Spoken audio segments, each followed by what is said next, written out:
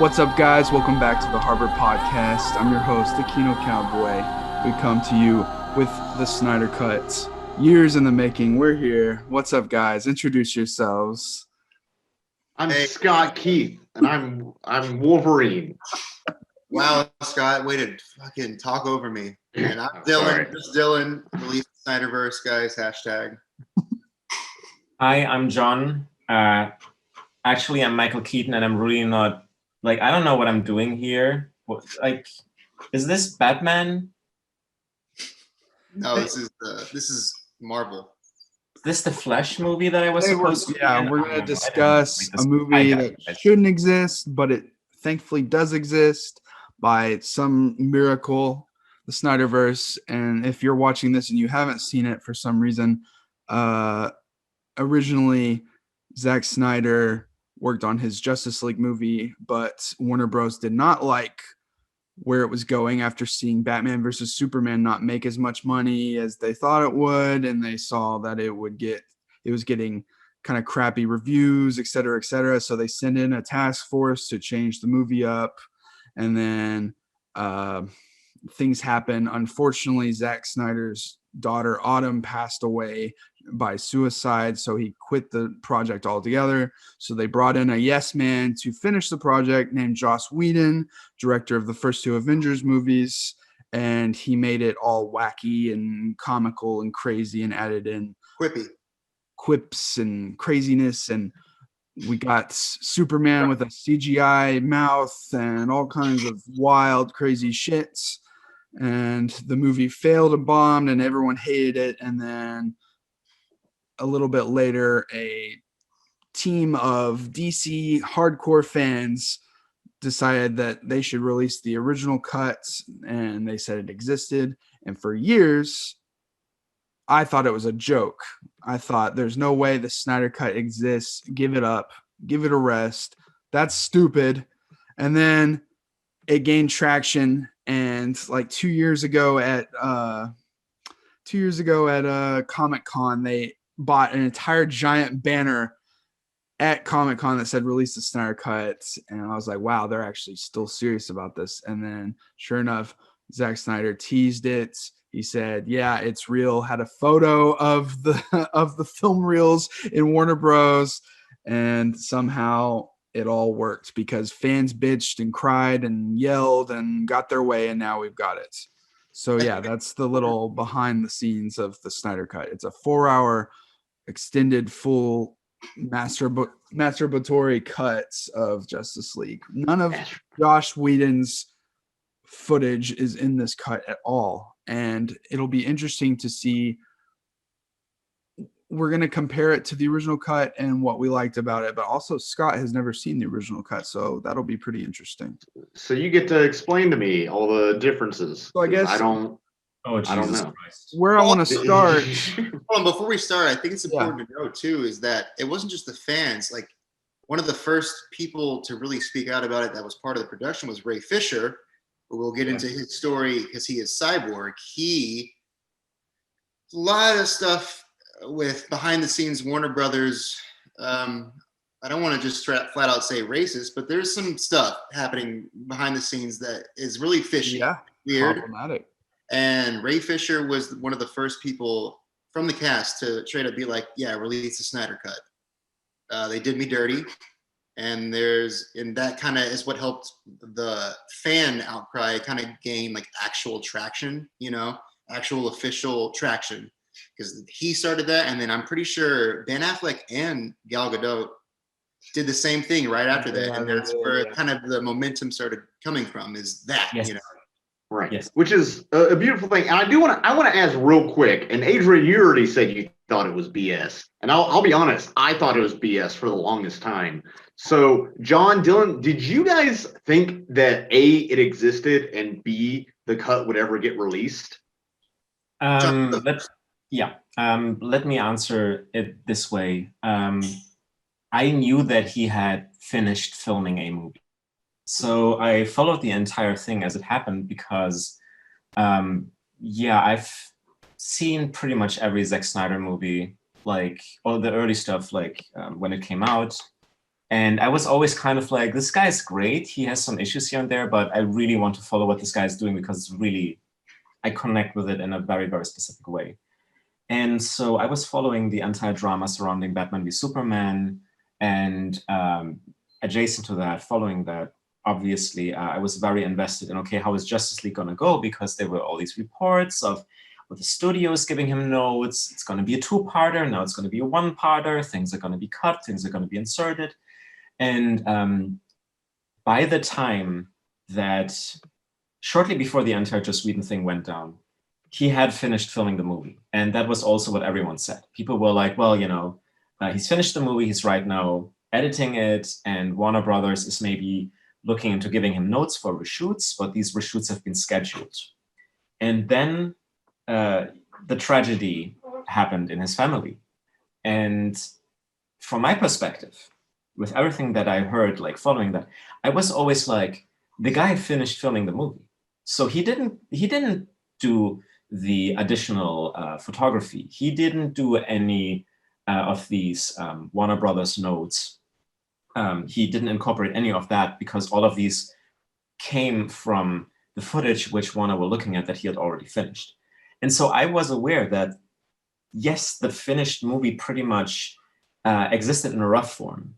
And so when I remember when the entire thing started online, I actually was quite offended by the amount of people who claimed the Snyder Cut doesn't exist. And especially, and I'm gonna go into this later as well, I think, but especially because very quickly the argument was made, you guys think that a finished movie exists, but it doesn't, because, you know, Junkie XL was fired and there's no pickup shots, all these small tidbits that make a coherent movie. Like it's like, but nobody is, I mean, maybe a few people are arguing that, but in effect, the movie that he shot exists in the rough form. It's just a rough form, which he, you know, showed to the producers of the movie, who then were like, okay, we're gonna write down notes, what we hate about this film, so that we get more quips and all of that. But I was quite frustrated when this kind of blowback came out of, oh, this is just fake, like, just never mind, this is fake, because obviously he finished shooting the movie. Okay. For me, I don't think I necessarily thought that it didn't exist. I just thought there's no fucking way this thing is ever going to see the light of day.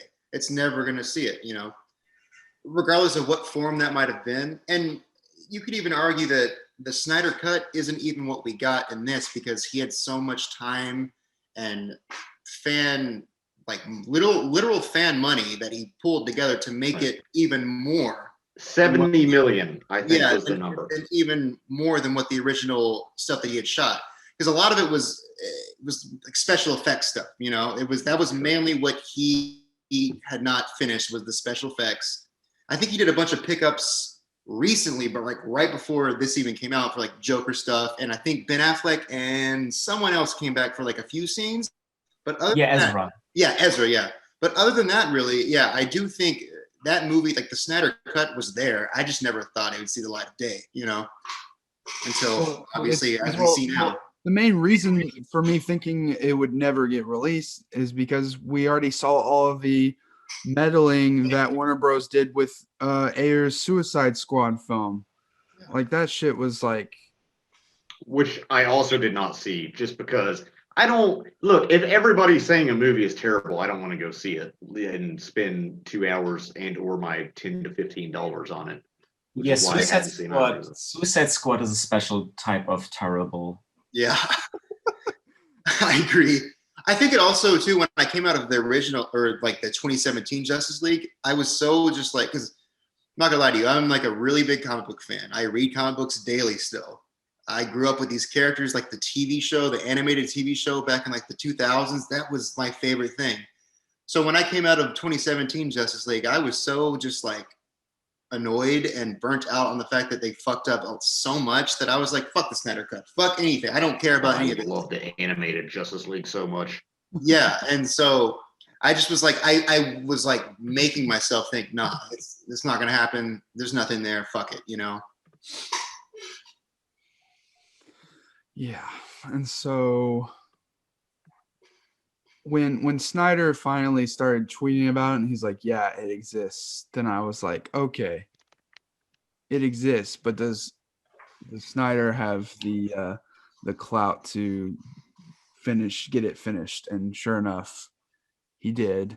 And now it's kind of really important to cinema history in the way that, like, normally these things would never reach the light of day, and now it begs the question of, like, what's next? Will, like, more studios loosen up on, you know, the auteur having creative control, even on big tentpole films such as Justice League? Because, like, there's so many films out there that have been horribly misshapen by the studio into something completely different, you know? And so, like, what else out there could there be that, you know, didn't have to go that way? I don't know. Yeah, the fascinating thing, and I think we will also get back to this once we are at the end of this, because it's a nice little bow to tie around this. The fascinating thing about this is that from the point of Snyder saying it's real, the reals exist, kind of also stoking the flames in a very subtle manner. Yeah.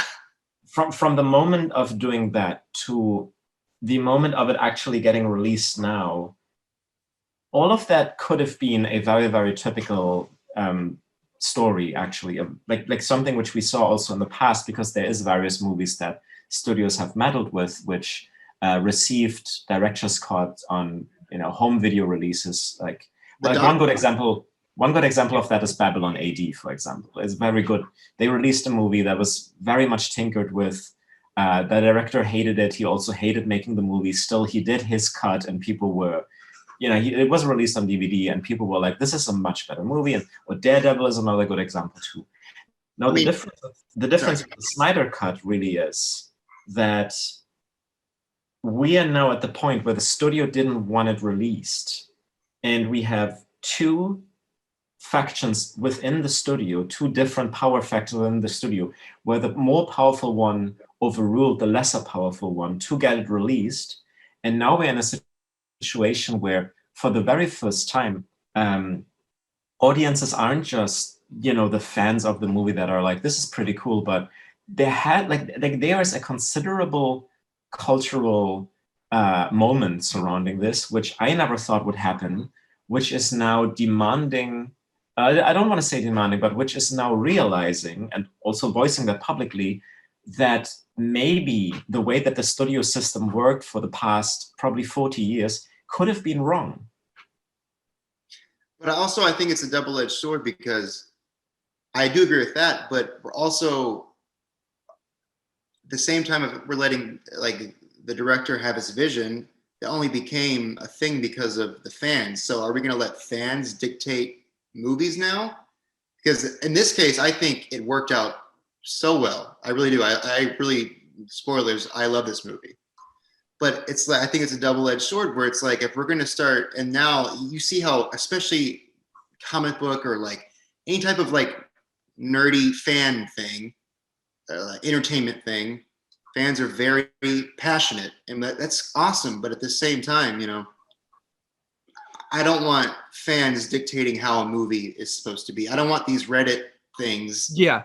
You know what I mean? Like, yeah, because like it's really teetering on the edge of like, because you know, Disney did exactly what they thought the fans would want for the final Star Wars movie, and no one liked it.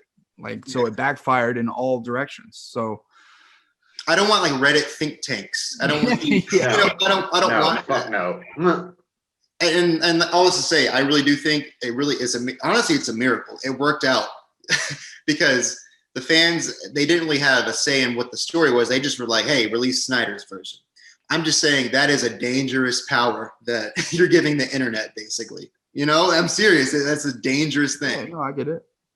I mean, it's also funny because these things have existed in the past too in other iterations. If you think about Orson Welles and how the studio was sort of re-editing his films and truncating his films according to what test audiences would say, or how they would react to something like Magnificent Ambersons or The Lady from Shanghai, kind of ruining not just his artistic vision, but oftentimes the elements that were really, really unique and special about these movies, and which are now completely lost. I mean, that's not something which is going to happen in our modern era, but back then, all of these films are basically like legendarily lost now and can't be retraced. So I think to a certain degree, I would side with you there too, where it's like, yeah, like it's a bad idea to give a mass of stans control over an artistic vision. Exactly. But then, yeah, as you also said, in this case, it's not really the control over the artistic vision, but it was the outcry over something which, and Scott, we're gonna like explain that to you maybe like soon. About something that was like inherently problematic and very, very bad. And the fans were, rallying for the original version to be released instead of just, oh, there was like, maybe we can like reshape something in the sequel, maybe we can kick this character out. No, it was like, we want to see the actual thing, which what it was meant to be, instead of this horrible Frankenstein's monster thing. Not to be cliche and quote Uncle Ben, but it's literally with great power comes great responsibility. And I know the internet. What are you, a fucking Marvel fan? I know the internet's not really capable of that, but it's really what it is. Because I 100% agree with you, John. Like, yeah. This kind of stuff makes me think. I don't know if y'all have seen it. But there's an episode of The Simpsons that kind of satirizes this kind of thing with they pull a bunch of kids into a Itchy and Scratchy focus group. Oh yeah, that one. And they're like asking them exactly what they want from Itchy and Scratchy. He's like, how do you like Itchy and Scratchy dealing with realistic, down-to-earth situations? And they're like, yeah. And like, well, how many of you want them to do wacky, far-out magical adventures? Yeah. So the kids are like saying yes to pretty much everything. And he's like, so wait, let me get this straight. You want like a down-to-earth story with wacky space magic, it's just like, that's what this kind of shit reminds me of. And you're right, it's dangerous. It could get into some weird territory if we're not careful. But also, I'm glad this movie exists. So okay, with all that being said, can we get in the movie now? You want to start it? You want to start it up? Do we want to talk about the turd that is just Justice League first, Joss Whedon's version? Do we want to educate Scott on what he missed? Let's go. I think. Sorry, Scott, go ahead. You I get the gist of it and you discussed it, and I've seen scenes online and like read other people talk about it and stuff. So I'm not completely ignorant of what was going on. I just wasn't gonna go and sit down and watch a 2.5-hour movie. Heard it's 2 hours. Yeah, that was 2 hours. It had to be 2 hours or less. It's like it's got like 13 minutes credits as well. Like it has like long credit sequence. Yeah, dude. Like it's like an hour and 50 minutes. Like, dude, that's absurd. It feels almost longer than the Snyder Cut version because it's so crappy and boring. But I'm serious. A 4-hour movie is felt shorter than a fucking 2-hour movie, and how does that happen? I don't know. Right. It's very fascinating from an editing perspective because they kept a lot of things intact from the Snyder Cut, but then they chose to reshoot certain scenes that were perfectly fine in the Snyder Cut, but put them in another context and make them inherently worse and more pointless. I think they chose like specific different takes too, because there are moments, because I went back and I kind of watched some scenes from the 2017 version. There are like the same exact scene that we see in the Snyder Cut version of like a reaction shot or someone giving a line of dialogue. But in the 2017, it's the same shit, but I think they use a different take and it's worse. It's like they use the worst take for some reason, and it's like it feels deliberate. It feels deliberately like they're trying to not make it good, and it's so fucking crazy to me. And they also there's like a specific scene where whenever Superman does come back, and it's like a cut to Wonder Woman, and in the 2017, she's like, "Cal, no," and it's like it feels weird. But in the Snyder Cut, it's the same exact cutaway. The editing is tighter, and it's a different take, and it feels natural and fine. Yes, like exactly. It's shit like that it just like it fucking blows my mind. I don't understand why. And also scenes that are in both versions. I've watched like some comparisons, but also from what I remember, they try to speed up the movie, make it 2 hours. So Snyder goes back and gives these certain scenes room to breathe, and suddenly they work 100% better than how they did in the original cut, just from letting them breathe. And it's not even tweaking some of the dialogue in some scenes. It's just pacing and like Do you want to leaving start in with certain characters? aspects. Huh? You want to start with like characters? Like go through each character kind of compared to how they were, basically, because I think that's where the biggest differences in the movie kind of like happen for me. Like, Cyborg is a prime example, Right. Oh, This God. is his movie. Yeah. He is the heart of the movie. He is literally the heart and soul of the Which movie. I did not expect. I'd actually kind of heard about it on Twitter, and yeah, he barely exists in the original cut, if I'm correct. Yes. Which is insane. And I heard there's very little Flash stuff, and he's huge in this too, because both those guys are introduced in this movie. Yes. Flash is merely the comic relief in the Justice version. He is there to deliver quips and to be the butt of jokes. That's right. it. And also like rewritten Joss Whedon jokes that are just not good. Fucking like the brunch jokes. Oh my God. I'll be honest, I didn't love his quips in here, but I do feel like it was almost true to his character that he was kind of annoying, which the Flash is. Yeah. Flash is kind of annoying to the rest of the Justice. Like Batman and Flash don't really get along a lot of the time in any version. He's the most normal of all of them. It's like a 20-year-old kid, and Batman's like 45. It's exactly, billionaire, and he's like living in a warehouse, like trying to work at pet stores. No, I really do. Like, back to Cyborg though, I think just the relationship with his dad, and also you get the flashback to why he became what he is. I think in like a fucking 8-minute segment, like a little montage segment, you get what Cyborg is. It's literally show don't tell of what he is as the character. It's the moment where his dad is like, if you don't want to see me, just listen to me, and then he starts explaining his powers. And then Victor goes and sees this waitress, like the struggling waitress, and you kind of follow him watching her go through just like a shitty downward spiral, basically. And he's like, no, I'm going to help you. Gives her the money, and he watches her like lose her mind because she got money to save her like rent and her kids and all that. Right, because he hacks the Gotham Bank, which I did kind of think. I realize it's a comic book movie. Isn't the IRS or the bank or someone going to figure out about that? But it's a fucking Zack Snyder's Justice League. I'd like to point out that is a really interesting and clever way to show him going through computer networks. And I agree. I love that. It is. It's very cinematic. And I rewatched Man of Steel does some similar shit when it's showing Krypton stuff. It's very Zack Snyder-y. It's very montage, very comic booky, quite frankly.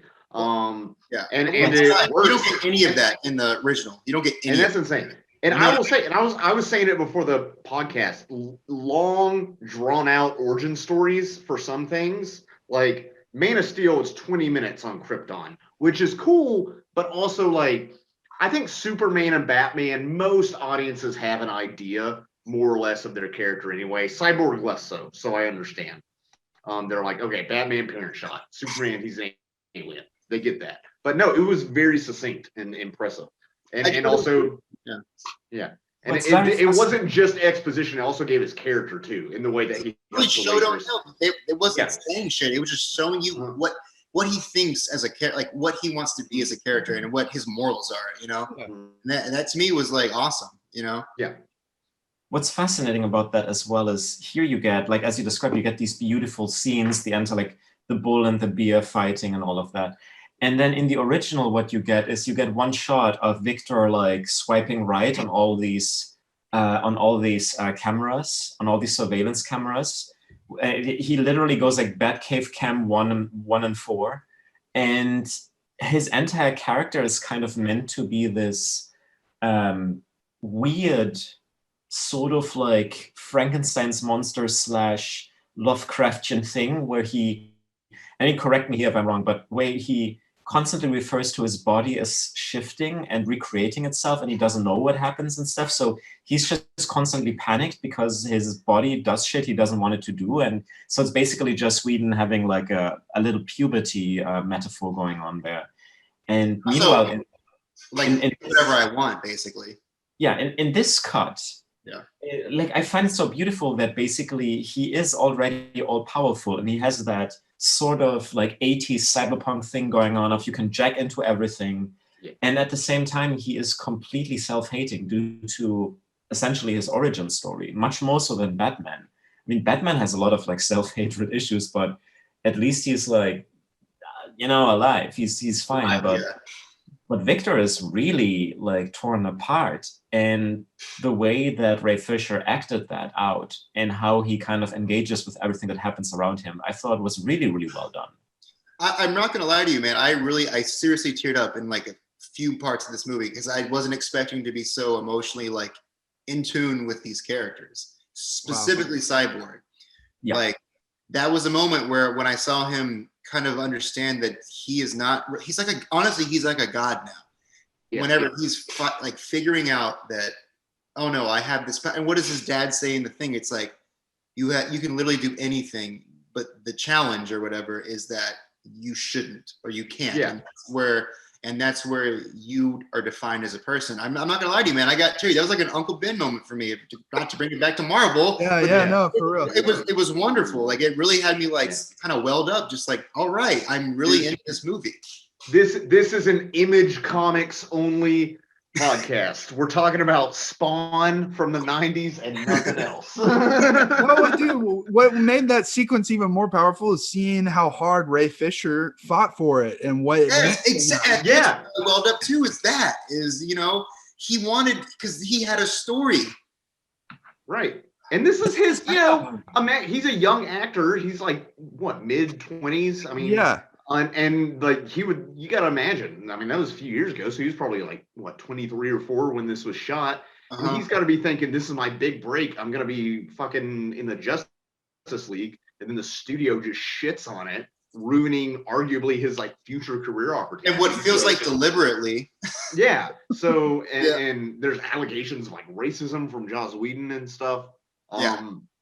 So it's great for him as an actor, for his career, and for his expression.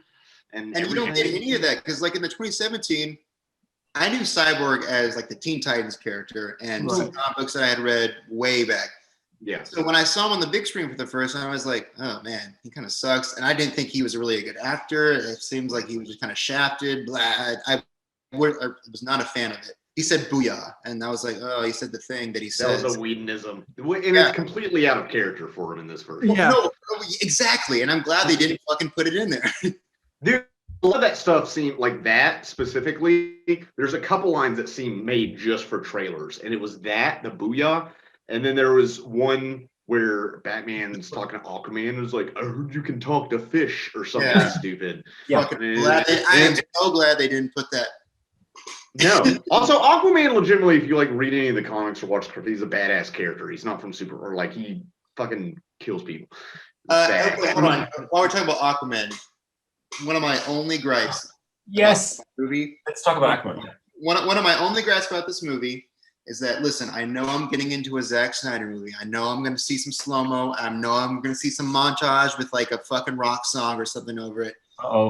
Are you gonna call out my favorite thing here about the movie? Hold on. Go for it. It's only the specific moment where Aquaman is just standing in front of the pier and it's like 5 minutes, and I'm like, holy shit! I'm into it, man. It's not 5 minutes. No, listen. That was the only scene I was like, oh my god! It feels like it's going on forever. That was the only scene in the entire movie with slow-mo. You get to bask in it, man. You get to and then he like takes off his already wet shirt for no reason. That was the one scene I was like, okay. Oh yeah, dude. I love the Snyder macho. The eye candy. But at the same time, I do love the scene where just for no reason where are they? Like in Iceland? They just In start. Iceland, yes. She sniffs the sweater, and they all start singing their little song. I don't know. I love that. I was like, why did you do this? I don't know. I love it. It's great. Yeah, I wanna insert a little bit to that. So, aforementioned scene on the pier where he walks out in slow motion of the bar where he just rescued a guy, and the entire water thing happens. I lost my shit when I saw that scene. I was watching it with my best friend, and he didn't have the best day, so it was fairly late. And he sat next to me, and he was like, "You basically just came, didn't you?" And I was like, "Yeah." Like I was like, my jaw hit that. And the reason for that is because, and I mean, yeah, Zack Snyder has pretty great music taste, but the reason for it was because he used Nick Cave's "There Is a Kingdom," which is a fairly not really veiled kind of like Christian subtext song, very much directed towards God and Catholic imagery and all of that.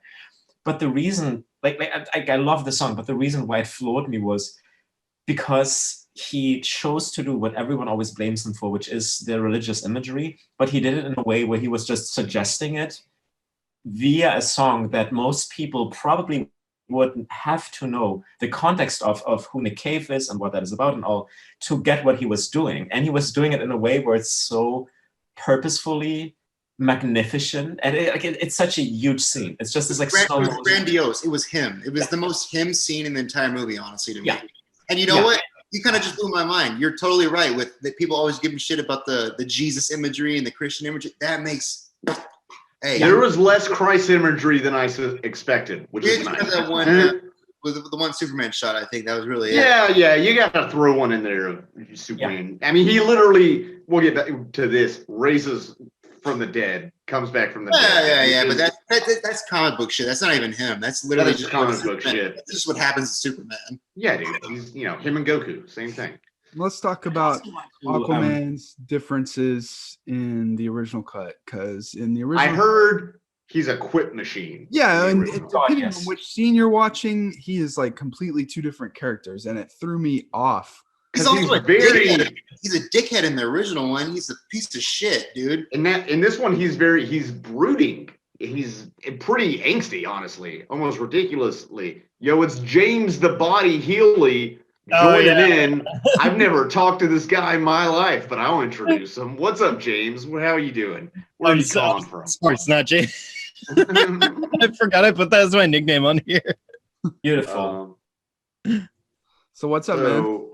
Yeah. Oh, not too much. Not too much. We're talking about Aquaman's introduction into this movie. Oh, yeah. Differences between that and the original cut. Which, for context, my name's Scott, by the way. I'm the one here who has not seen the original cut, only the Snyder. So I'm the foil for the rest to explain the differences. You're the lucky one. Yeah, I am the lucky one. I feel. I mean, I heard everyone else said it was dog shit, so I'm just not gonna watch it. Then I'm gonna save my. That actually. I've been insisting that the funniest creative choice that Joss Whedon made was introducing Aquaman with an icky thump needle drop. Oh boy, yeah.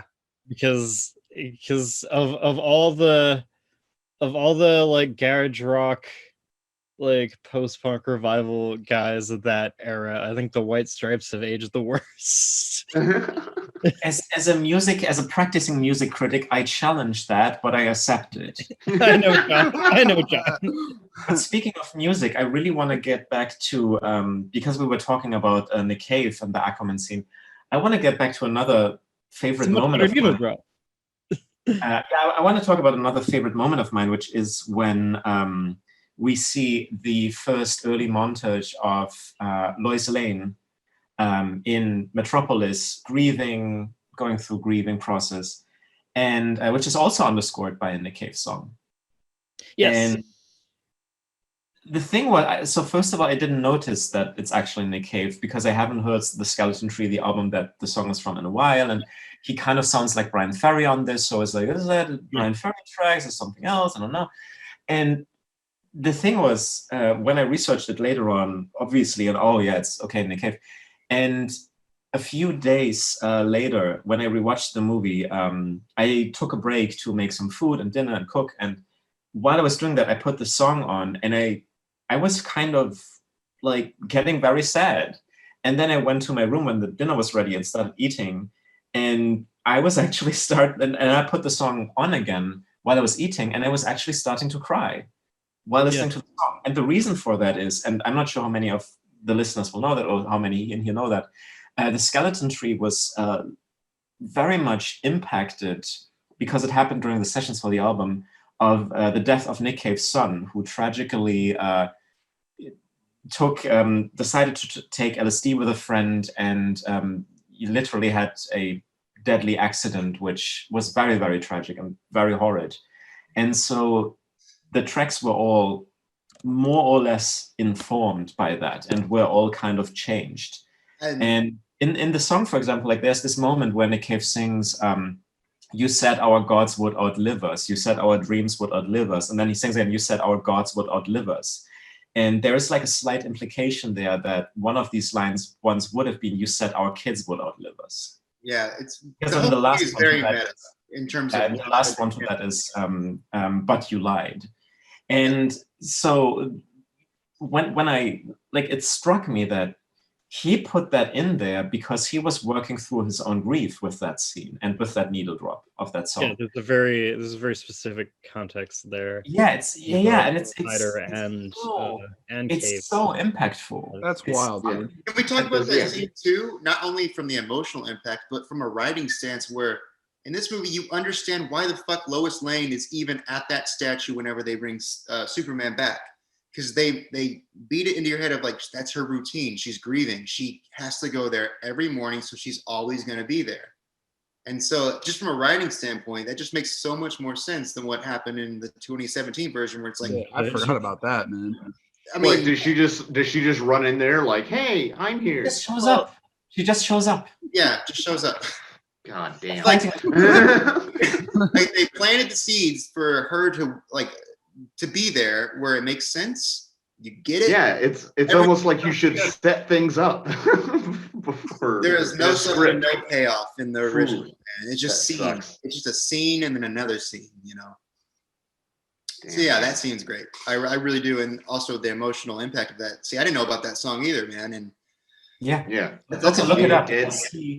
Like a cave was also like there's like you can find a lot about this. Like there's a documentary about it and all, but he very much, you know, was impacted by this beyond words. And so for Snyder to go in and reconnect with these emotions and then recreate that in a movie for one of his characters, and I think it's like one of the most impactful scenes in a movie I've seen in a while.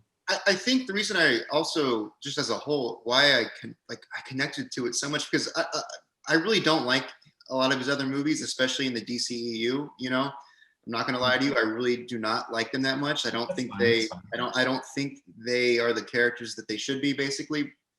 But at the same time, I feel like this is one of the most earnest movies I've ever seen. Oh, it's the most sincere superhero film in at least a decade. Yeah. And I think that's why I connected to it so much. It's so earnest. It's so sincere. It feels like, I guess also with him working through his own personal stuff, you know, that he was working through, I think that kind of shines through. Like it's like a subtext to everything you see in the movie, basically, you know? And I think it really works in its favor as a movie, you know? You really feel these characters way more than, God, I thought I'd feel these characters. Yeah, for real. I kind of think maybe Batman versus Superman should have had a tone more similar to this one, but I agree. That's actually my favorite one of the three. Actually, really, I don't hate that movie. There are scenes in that movie I like, and here's the thing: I would not say that's a good movie, but to me, I would. It's even in the parts that it's bad in an interesting way. I think it has a lot of neat like media commentary going. I enjoy that. I really can't hate a film where the villain is based on Max Landis. So That's true. That's actually true. Really? Oh my god. He like freaked out. He like freaked out about it on Twitter, like before the film even dropped. If you don't know, Max Landis is the director of Chronicle and Bright and He wrote Chronicle. writer of Chronicle, director. Yeah, he was of banned from the set of Chronicle. Yeah, he's a little shit. Because well, he's a rich kid. His dad's John Landis, Hollywood royalty. Right? London is a great movie. Go watch it. Yeah, well, which Max Landis is apparently remaking. But don't tarnish your legacy. Quickly on terms of like Snyder's previous movies and like earnestness and all of that. Like I find it very interesting looking back now that we have Man of Steel, which is this sort of like modernist imagining of Superman. Like how would Superman function in the real world? And it has a lot of like very current, fashionable things in it. The entire Terrence Malick vision of some scenes and all of that. And then you have Batman v Superman, which, as you just said, is very much a kind of like a media critique, and it is deconstructing these questions of how would superheroes actually act in the modern world, how would their actions impact us, and how would we go forward from these positions? Because it starts out with Clark kind of being a drone for the American government, and then the government being like, we need to control this thing because it's like a weapon of, and you have all these complex ideas there. And then now with Zack Snyder's Justice League, you completely drop the outside and you make something very sort of like introspective about who are these people as people and what happens with them when they actually acknowledge each other. Because that's not something we had before. We had in BVS, it was kind of like, the outside is reflecting on us and our actions are wrong, and how are we dealing with these things, and how are we kind of overcoming the things that we don't have in common. And now it's kind of like, well, we all have very few things in common, but the things we have in common need to matter because we need to unite in order to overcome the struggles of the outside. And I think it's very, very interesting that he started on the inside, and in Man of Steel, like there's this scene where Clark is a child and he's in school and everything is super loud and he's kind of losing his mind and all of that. And we start with that position where the outside is frightening and loud, and we go step by step, it gets less and less and less. And so at the time of BVS, it's already kind of coherent, but the outside is still so overwhelming with that anti-media montage and stuff.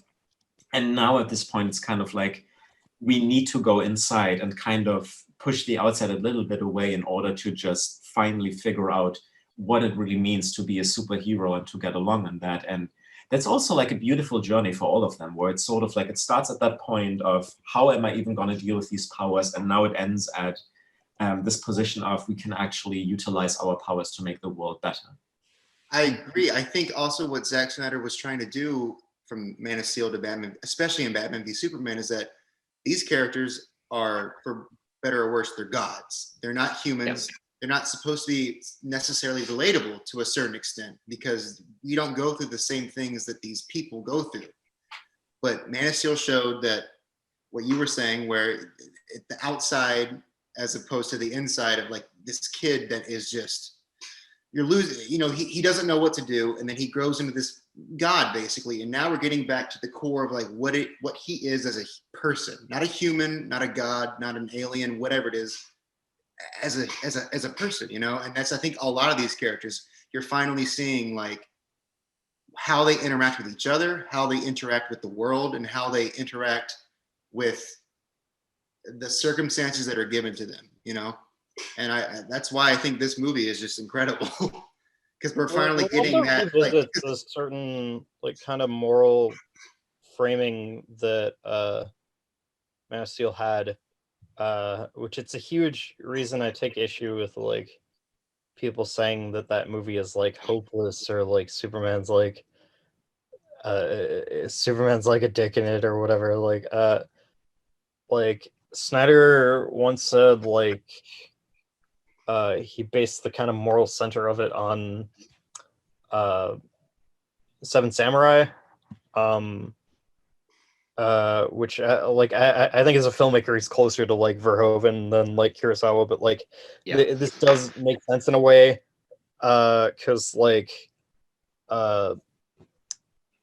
he kind of nailed that moral center in a way that even like Magnificent Seven hasn't really, in that it's like you're examining the behavior of like humans, and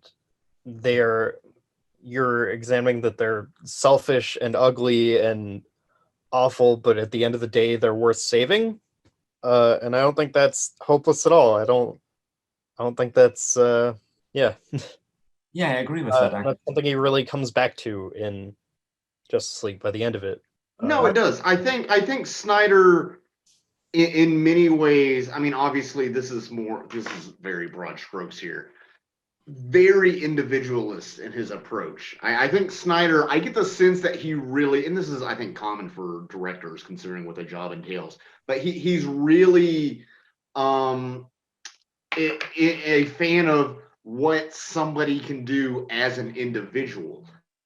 And that's Superman, and that's also in a very oblique way. For example, I rewatched Man of Steel today, and like there's a point where little Clark Kent is reading Plato's Republic, which, if you don't know, and it's been years since I've read a summary, like Cliff's Notes of it, not the whole thing, but I mean that is an idea of like you need basically, and this is problematic, but like a sort of powerful aristocrats, and you know it's Rome, as to kind of lead a society, and the importance of individuals in a society.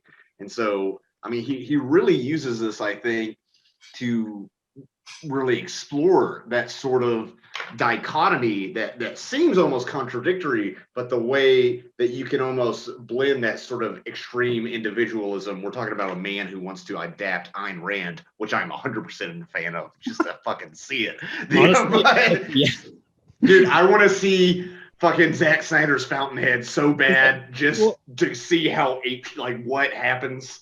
Well, I revisited the original Fountainhead film recently, actually, and it's like, because I don't think Snyder's an objectivist at all. I think that's total bullshit. He's not an objectivist at all. Yeah.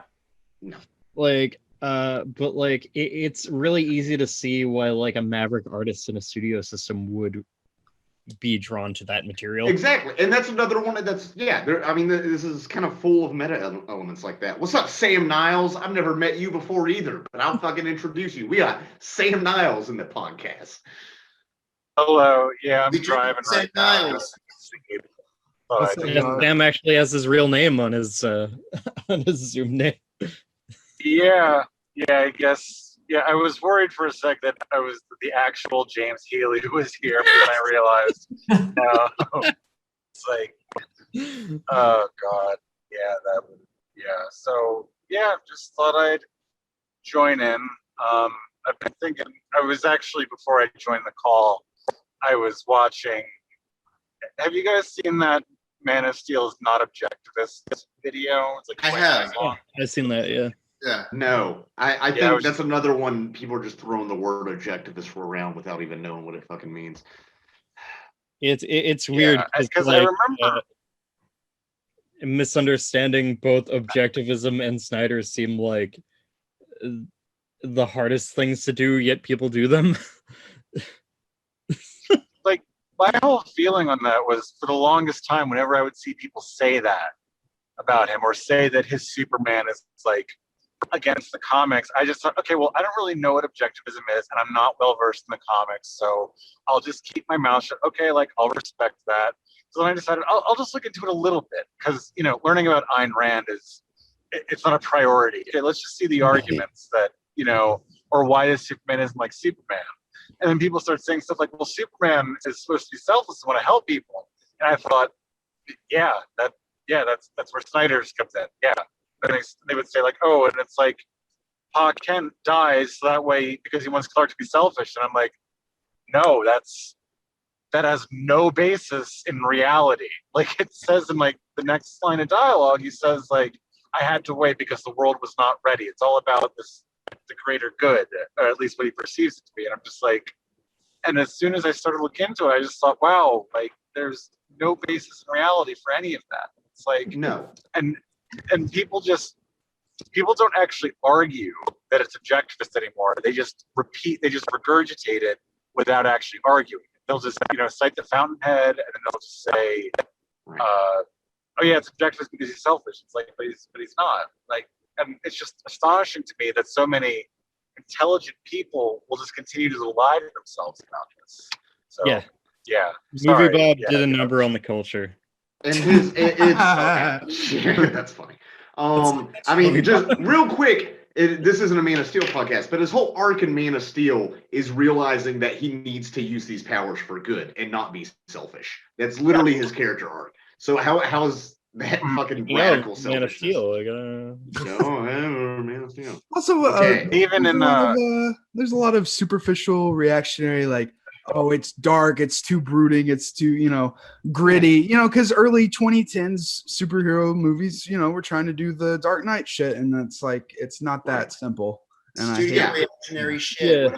It's the executives, Well, man. it was the time when every non-MCU superhero flick got labeled like grimdark and shit.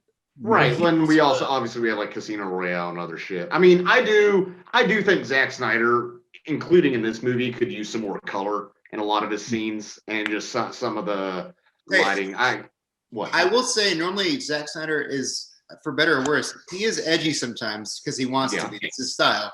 Yeah. But Justice League is rated R, and it did not feel edgy at all. Or I didn't. It did not feel like it was like a rated R movie in terms of like edgy. Because that's what when I saw that rated R rating, I was like, all right, things be about like a bunch of like sex and a bunch of blood. Nah, it was like I would if I had a 13-year-old kid, I would let them watch this. This doesn't seem. Hey, I will say, Steppenwolf kills the shit out of some people, man. He is like people in half. How many? Yeah, there's some, but even then, like it's not. It's not. Well, Scott, would you let a 13-year-old kid watch this if they were thinking that they were watching Tom and Jerry instead? I mean, maybe if they asked me to watch the new Tom and Jerry, I'd probably just like put on Clockwork Orange, force them to make this. Well, you heard about the original leak, right? Of what, this? Of Zack Snyder's Justice League, yeah. What was it? Oh yeah. It was a glitch that people were watching. A glitch, quote unquote. People were watching Tom and Jerry on HBO Max, and it played Justice League instead. Right. Right. Snyder Cut. Wait, I mean that happened. Sorry, Scott. Go ahead, Dylan. I was going to talk about the movie. Sorry, Scott. Yeah, talk about the movie. No, we don't talk about the movie anymore. I don't know. I want to actually talk about the movie for a second. Did you guys know that in Germany the movie is rated okay at 12? Like, if you're 12 years old, you can watch Zack Snyder's Justice League. Are you serious? Yeah, why not? Good. Yes. I mean, Good. yeah. I mean, honestly, the way that I kind of feel about the R rating is like I think it just barely earns it.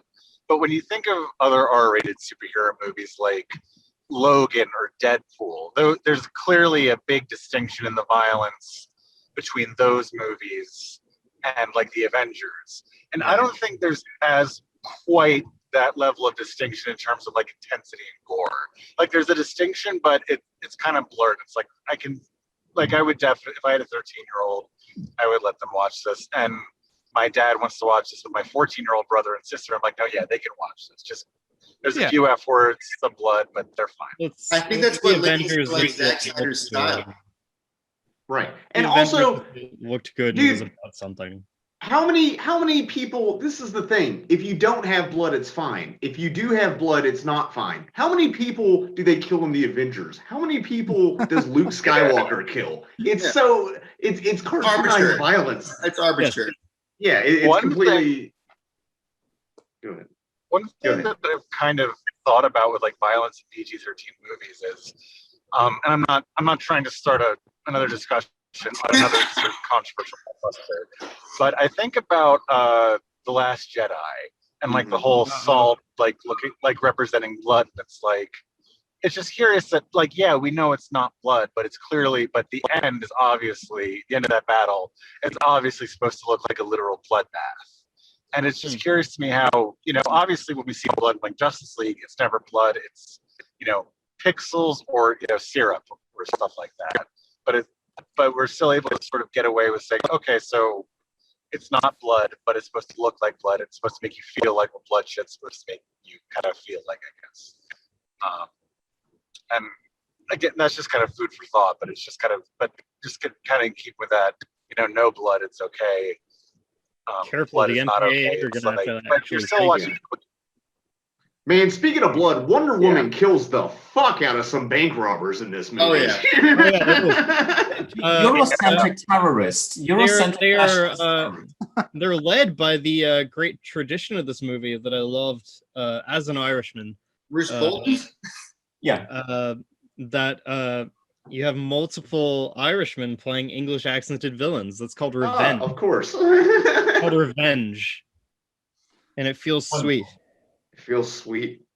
Also, one of my favorite one-liners in the movie when the guy goes in like, "We are a ragtag group of European nationalists," and Diana's like, "Boring." Boring. What are you doing? We got a bomb. Oh, fuck off. It's so funny. That moment is so hilarious. People give this movie enough credit. It's actually a really funny movie. Like, people always say Zack Snyder has no humor in his movies. They're all just sad and mopey. Man. It's subtler because I feel like sometimes there's definitely, like, I think Thor Ragnarok's a very funny movie, for example. But I feel like MCU humor, it's kind of like Jim Halpert from The Office looking at the camera sometimes. Yeah. It almost feels like this. And the humor, and there's a term for it, bathos with a B. It's used to undercut the seriousness of scenes. It feels like character driven. It feels like these characters actually say this. Right, and that, like, it doesn't get in the way of the scene or the emotion of the scene because Zack Snyder's an audacious motherfucker and he just does what he wants, and I'll respect that. What did you guys think about Steppenwolf as compared to the 2017 Steppenwolf? I loved him. Well, he's a character. I love him. He's actually cool.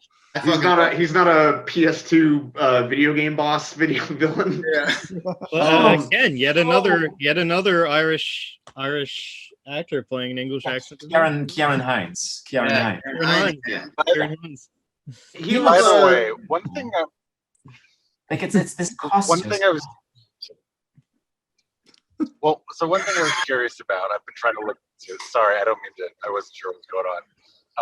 One thing I was curious about with Steppenwolf is, I think in the comics, Darkseid's his nephew, but I think I read somewhere that Snyder said that they kind of reversed that, where like, we're now Steppenwolf's nephew. Does anybody know anything about that? Darkseid, I don't know. Darkseid's literally the firstborn of the High Father, who is a new god, who gets traded to Apocalypse as like a peace treaty. And when the Apocalypse King, I don't know what the fucking guy's name is, he gives his son to the High Father. So it's basically like heaven and hell, they exchange sons. And so Darkseid is basically the ruler of Apocalypse.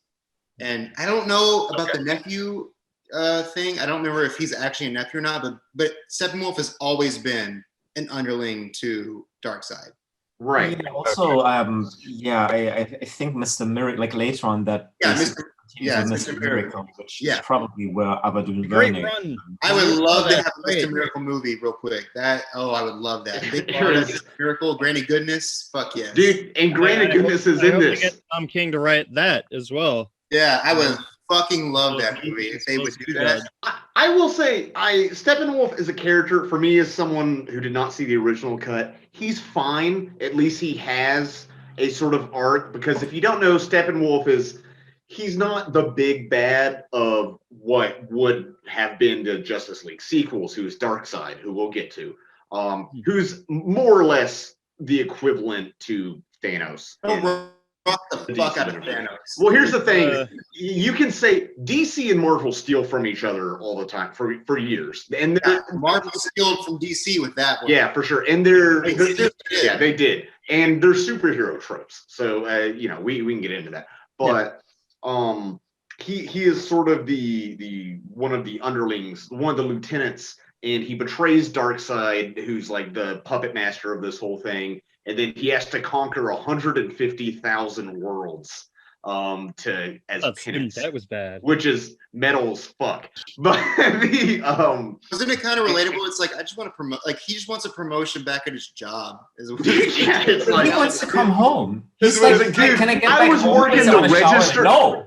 I was working the register. Now you have me back in the fryer. You fucking get some cocoa butter, you ashy fuck. No, I do. Like what John was saying. Darkseid simp here, and it works. No, Yeah. without But he joke, is- like, for real. Like John was saying, like he just wants to come back home, and I get it. Like he just wants to fucking come back home, and that's all he wants to do. And I get that. Right. That's why I think he's way more relatable as a villain. I wouldn't say he's like fleshed out or anything, but No, he's not. You at least have a reason to be like, okay, I understand why the fuck he wants to do what he wants to do. You know. I will say, and we'll get to this. Exactly.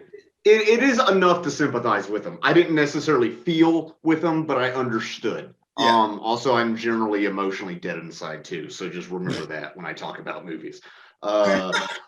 I do wonder. They God, knew you as know big that of a number of Darkseid's him not they in this, did, right? In the last cut. Oh, I know he's not in the last cut, which is the thing. He's not that well explained to the average viewer. Like if you didn't grow up watching the cartoons, reading the comics or stuff, and you don't know who he is, you can tell he's the big bad. He's not that fleshed out, but I guess it's enough to where you know. And that's the thing. These movies, they're franchise builders, so you gotta make concessions with story to set up the next movie and stuff. It is what it is. It's fucking $200 million movie. 270 million was reshoots. By the way, to get back into the comparisons of from even in the 2017 version, why would you not, as a business, keep the dark side shit in just to build your brand up of like, because in the original version he's talking to nothing. He's like mother, and what, Yes. like what's mother? I wanted to bring that up. Yes. Yeah, He's constantly like he's like orgasming over the mother boxes, like mother. It's like Show what- me mother. That makes no like literally as a bit like that's why it's so weird to me. This like the shit that they decided to cut out of the 2017 version. It's baffling. Like as a business, keep Darkseid in in case. That's literally a reason to give more movies.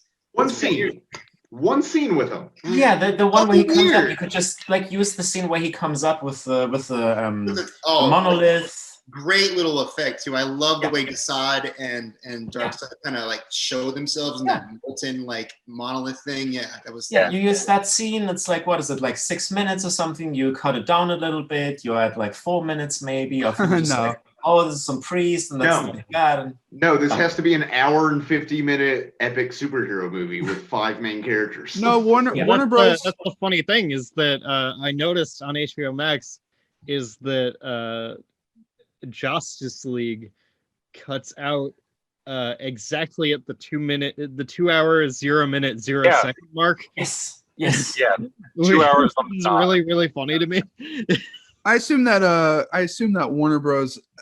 They put the Deathstroke and Lex Luthor scene in the end credits of the original because they're like, Mhm. well, this Yeah. can be the big setup that everyone's waiting for to see more movies. Not Darkseid. Fuck that. I have a question actually. Yeah, So they, I can't remember in the 2017 Justice League. Does Lex Luthor say his name is Bruce Wayne? I Does someone don't remember? think no. I don't Oh. think so. No. He Because says, what he says is, he says something about a league of our own. Oh, like like That's the what he injustice. Yeah, okay. Oh yeah. The Legion of The Doom, Injustice League. all that. Yeah. Was he playing baseball when he said that? It's in Legion of Doom. It was okay. Yeah, that makes What a sense. cheap fucking way to try and get people hyped up for the next Yeah. one. Why not just? Well, that's another I thing. Why not prefer just keep delivery Bruce, of it. Bruce Wayne? Why not just keep Yeah. that? That's like way more hype. Like I would be No, like, oh dude. shit. I mean, I think they also they rationalized that at this point they would have the Ben Affleck Batman movie, and people would recognize characters and be like, "Oh, sort of." That's true. Wasn't Ben Affleck? His movie was about Deathstroke, wasn't it? Yeah, his movie was about Deathstroke, and also we And got. it was a weird, I mean, we- one location type thing. Yeah, it would have been Arkham Asylum for I would Yes. have been down with that, man. I would have. I mean, I'm pretty burnt out on superhero Again, movies, but I would have done that. It's so baffling. It's so basically, just quickly to just get into this, because I think we need that to just underline how insane Warner Brothers is sometimes. So Ben Affleck finished the script, handed that into them. They passed on it. They completely passed on it. Was like, and at one point even, and I mean, I don't really know the timeline. At one point, they basically said, well, Ben Affleck is now going to handle the entire DC universe, and Zack Snyder will report to him. And then like 2 months later, they were like, actually, Ben Affleck's done. So they were like, they had this script that was finished, and they passed on it, but they didn't say that publicly. And instead of that publicly, Ben Affleck would have to go on these late night shows and always say like, guys, I'm writing that script. Give me some time. I'm very busy. I'm going through a divorce. Very busy. Give me some time. And it's like the script was done. Warner Brothers was passing on it, then decided to completely X that entire thing. And we know how that went. And at the end of the day, like later on, we heard, and I forgot who that was, but we heard that, I think it was Tom King, but I'm not sure. One of the DC writers, Jeff Johns. or artists, one of them, read the script. And when someone was like, oh, you people asking for the Star Zack Snyder's cut doesn't exist, and the script for the Batfleck movie doesn't exist.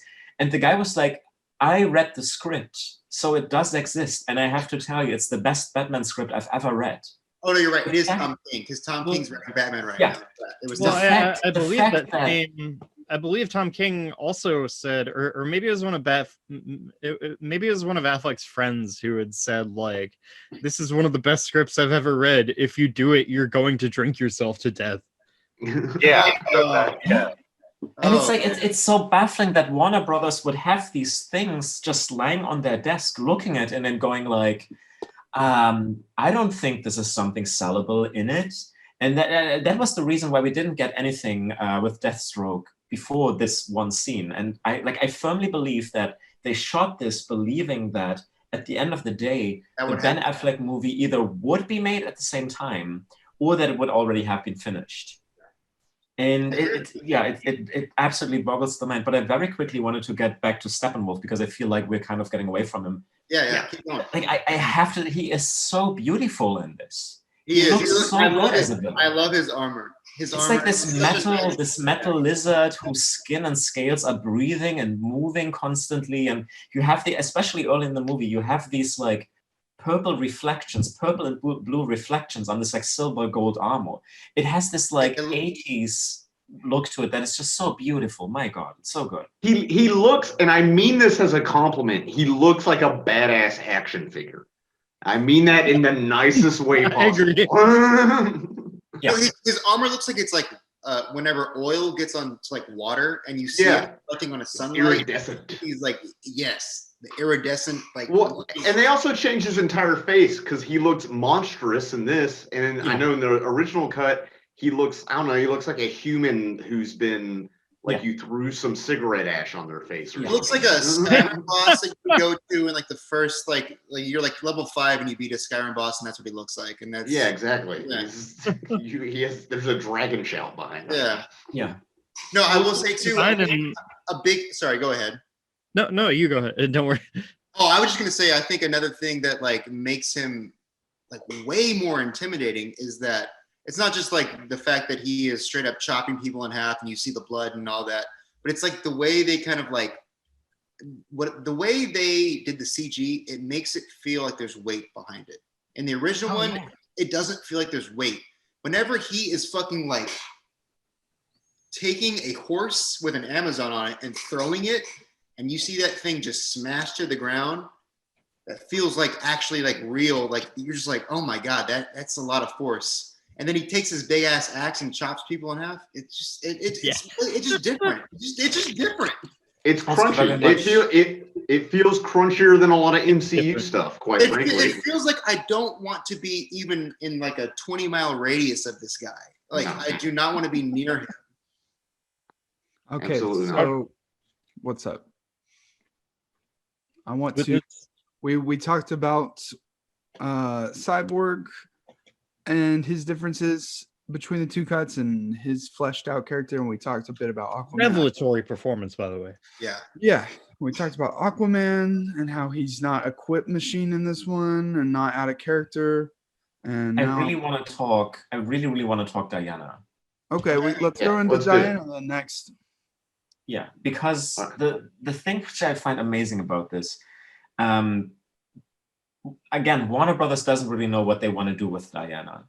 And in Wonder Woman, it worked. They had all these reshoots where, again, they had like quips inserted into the movie, and it actually worked really well. Like that entire, they have that dick talk, which like it works for some reason. The first Wonder Woman, Wonder Woman 84, doesn't work at all. Doesn't work with the narrative of the other movies. Feels completely removed from that. Still, I will defend that movie a little bit. I enjoyed it, but I can also see why people hate it. And I like every time I get back to it, I'm also like liking it a little less and all of that. But Dude, I that think Wonder that's Woman like Complex in it, so it's the best movie ever.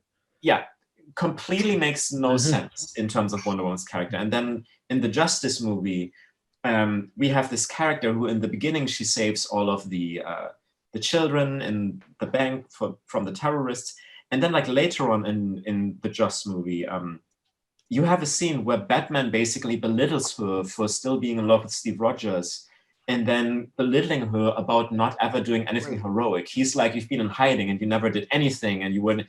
It is one of the weirdest scenes. First of all, because it's like she saves people in the beginning of the movie, and then you have Batman belittling her, and her just standing there like wide-eyed, kind of like with a trembling lip, sort of, just going like, oh no, Batman is mean to me. In this movie, in Zack Snyder's Justice League, she is confident, she is strong, and not just like physically, but also in a way of how she radiates. There's this really small bit, which is a little bit cliched, where the little girl is like, when I grow up, can I be like you? And she's like, you can be anything you want. But you have that strength there, which I associate with the Diana character, and which I think also everyone fell in love with when Wonder Woman came out. And like amazingly enough, you don't have these really awkward moments in there from Justice League, and instead of that, you have this really fascinating character writing with her. Like, for example, this interaction she has with Alfred, where she tries to make tea, and Alfred Jeremy Irons comes in, and Jeremy Irons is like, you need to take the tea first, and you need to mash it. And he's like walking her through how you make tea, and she's just like, I better listen to this old Englishman here how to make tea. And it's like, she is like wonderful. that. Well, better that than brunch. Yeah, exactly. Again, like mind-boggling that they didn't use that, because it's so funny to just watch Diana make tea and Alfred walk her through it. It's beautiful. That's the biggest thing I can say for this too, is that this movie has actual character moments. That moment right there doesn't really do anything to service the story, but it informs the characters, and that is exactly what I want from shit like this, you know. And you're saying brunch didn't inform these characters? Oh yeah, dude, so much, man. Like, what is brunch? Is it like a lunch? Is it a breakfast? I don't know. Please don't get me there, because I once fought with a boomer on Facebook who was trying to explain to me why brunch is so funny. He was legitimately like, it's Flash. He doesn't get brunch. That's funny because that's. I will say it's funny because that scene in the Joss version where Batman is berating her for not being a hero, when he's literally the guy that killed Superman, basically. Yeah. In this version, at every turn, he's like, I made a promise. Then I thought, Batman is there's a real sense of regret. Turn this around. What does he say? Bring him back. He's like, or Clark's like, thank you. He's like, I made a mistake. That's all I can do is to atone, basically. And that's he says what we're doing is atoning for everything. And it's a beautiful moment too, where he says to Alfred, "This is the first moment in my life I'm acting purely on faith," which is that's a very shocking line to hear from any version of Batman. Actually, sorry. No, you go. Sorry, I'm talking about him not getting Flash the job at Central City Police Department is also good. Yeah. Because did that happen in the Joss version? In the Joss version, yeah, that was explicitly. I forgot about that. I totally forgot about that too. Fuck. Yeah. What happened? in the Joss version at the end, when Barry gets the job at Central City Police Department in the crime lab, which I also think they cut a great moment of Crudup's acting from that version as well. But like when he gets that job, it's explicitly because of Bruce Wayne, and that is completely cut in. That is completely not a thing in Zach's version. Well, that's good because that robs him of that character moment of like, I got this thing, I did it, I'm not a fuck up. I learned responsibility by hanging out with my god friends. Yeah. And also Bruce Wayne. And also Bruce Wayne. All right, so we're on Flash now. Should we start talking about Flash? Because I think. Hold on, I have a question. I did not watch Wonder Woman 84. In this movie, in the Snyder Cut, it seems like she's, sad about the loss of her love interest from the first movie, but he's in the second movie, it seems like. How does he come back in the second movie? Okay, spoilers. Body of another dude. And she basically rapes him. And she basically raped him. Wait, I didn't even want to get into that. I'm serious. You think it's being funny? Okay. Let me explain it. So, spoilers for everyone who hasn't seen Wonder Woman 84, but it's not very good, even though I like it. Pedro Pascal is like a Latin lover variant of Trump in the 80s. And Diana is actually totally public about being Wonder Woman and saves people left and right. And Pedro Pascal finds this stone via Wonder Woman's office. That is like a wish fulfillment thing. It's like an ancient, it's by this god that fulfills your wishes, but also he lies, and it's a stone, and it fulfills it. And so Pedro Pascal takes the stone, and he's like, I want to become the stone. That's my wish. And so he becomes the stone. So like, if he touches a person and the person is wishing for something, then that happens. It's like a monkey's paw. He gets the power of the stone. Yeah, he has the power of the stone, but also he becomes the stone. It's weird. It also leads to a great bit where all the Irish get arrested. Yeah, wonderful. And then she tells some fat woman to die, and she dies. So she fucking. Oh god, the racism. So Diana obviously is like actually a very nice scene where she has dinner with her colleague Kristen Wiig. They have dinner and she's kind of reminiscing about everything, and she's kind of, I wish, blah, I was really alive. And then later on you have that scene where like Pedro Pascal touches her and is like, if only you must have a wish, if only it could come true. And it comes true. And Steve Rogers, like she's at a party and this guy walks after her, this like himbo guy walks after her, he's like, Diana. And she's like, how do you know my name? And the camera does a 360, and in the place of the guy stands Steve Rogers. So Steve Rogers' soul is in this guy's body now, and Diana sees him as Steve Rogers, even though everyone else sees him as the himbo guy, which is never picked up again. It's just like, that's just established, and it's not being picked up again. And so she starts dating Steve Rogers again in the body of the other guy, and they're like, this is kind of weird, it's the other body, and she's like, I just see Steve Rogers, I love you. And then the movie happens and everything, and oh god, it's kind of bad. Also, they have like sex, dude. She loses her powers at some point, but you don't really get that from the movie. Kind of like that movie Oh God. It's so weird because you don't realize she's using her powers. Anyways, so she's losing her powers. So at the end of the day, she's like wounded and stuff. And Steve Rogers like, you have to let me go. You have to, accept that I'm gone. And with no setup, she's like, I undo my wish. And this guy is, the Steve Rogers is gone. It's the previous guy again. Okay. Yeah. And so she basically, all this time, the guy's soul just went away. The guy's soul is just gone. He's like a little Steve Rogers' soul is in it. And she's fucking another guy's body with Steve Rogers' soul in it that to the audience looks like Steve Rogers. Dude, it's fucking crazy. Like, you think he's like being any type of exaggerate? No, I'm not. I'm actually kind of downplaying it because it's much weirder in the movie. It's even like weird. Oh, we need to get you into like dresses. Okay. They make a point of not making it a thing, which makes it even weirder. It's like, why are you having sex with a dude's body that isn't really the guy that you're in love with? It's weird. Yeah, lots of strange choices. Okay, so I just hold on, Scott, your mic is low. I don't know what's going on. Once we get out of this, I want to ask the question, like, when I saw the first Wonder Woman, I thought Diana's characterization, her Patty Jenkins version, was pretty good. But Yes. watching the Snyder cut, I was like, I might prefer Zack Snyder's kind of version of her a little bit more, even though it's not as fleshed out. I just want to know, because now Wonder Woman 84 makes me wonder if Patty Jenkins understands this kind of character as much as I thought she did, because it sounds Well, she claims that she did Wonder Woman 84 as sort of a throwback, a sort of like an homage to the like The Richard Donner Superman. John. Yeah, but the weird thing about that is that, like, it doesn't feel like Patty Jenkins. Like, it feels like a completely random, like a Sam Raimi type movie. First of all, and second of all, it's just it's completely like in itself, it's coherent as what it is, but connected to the other films, it makes no sense in that universe whatsoever.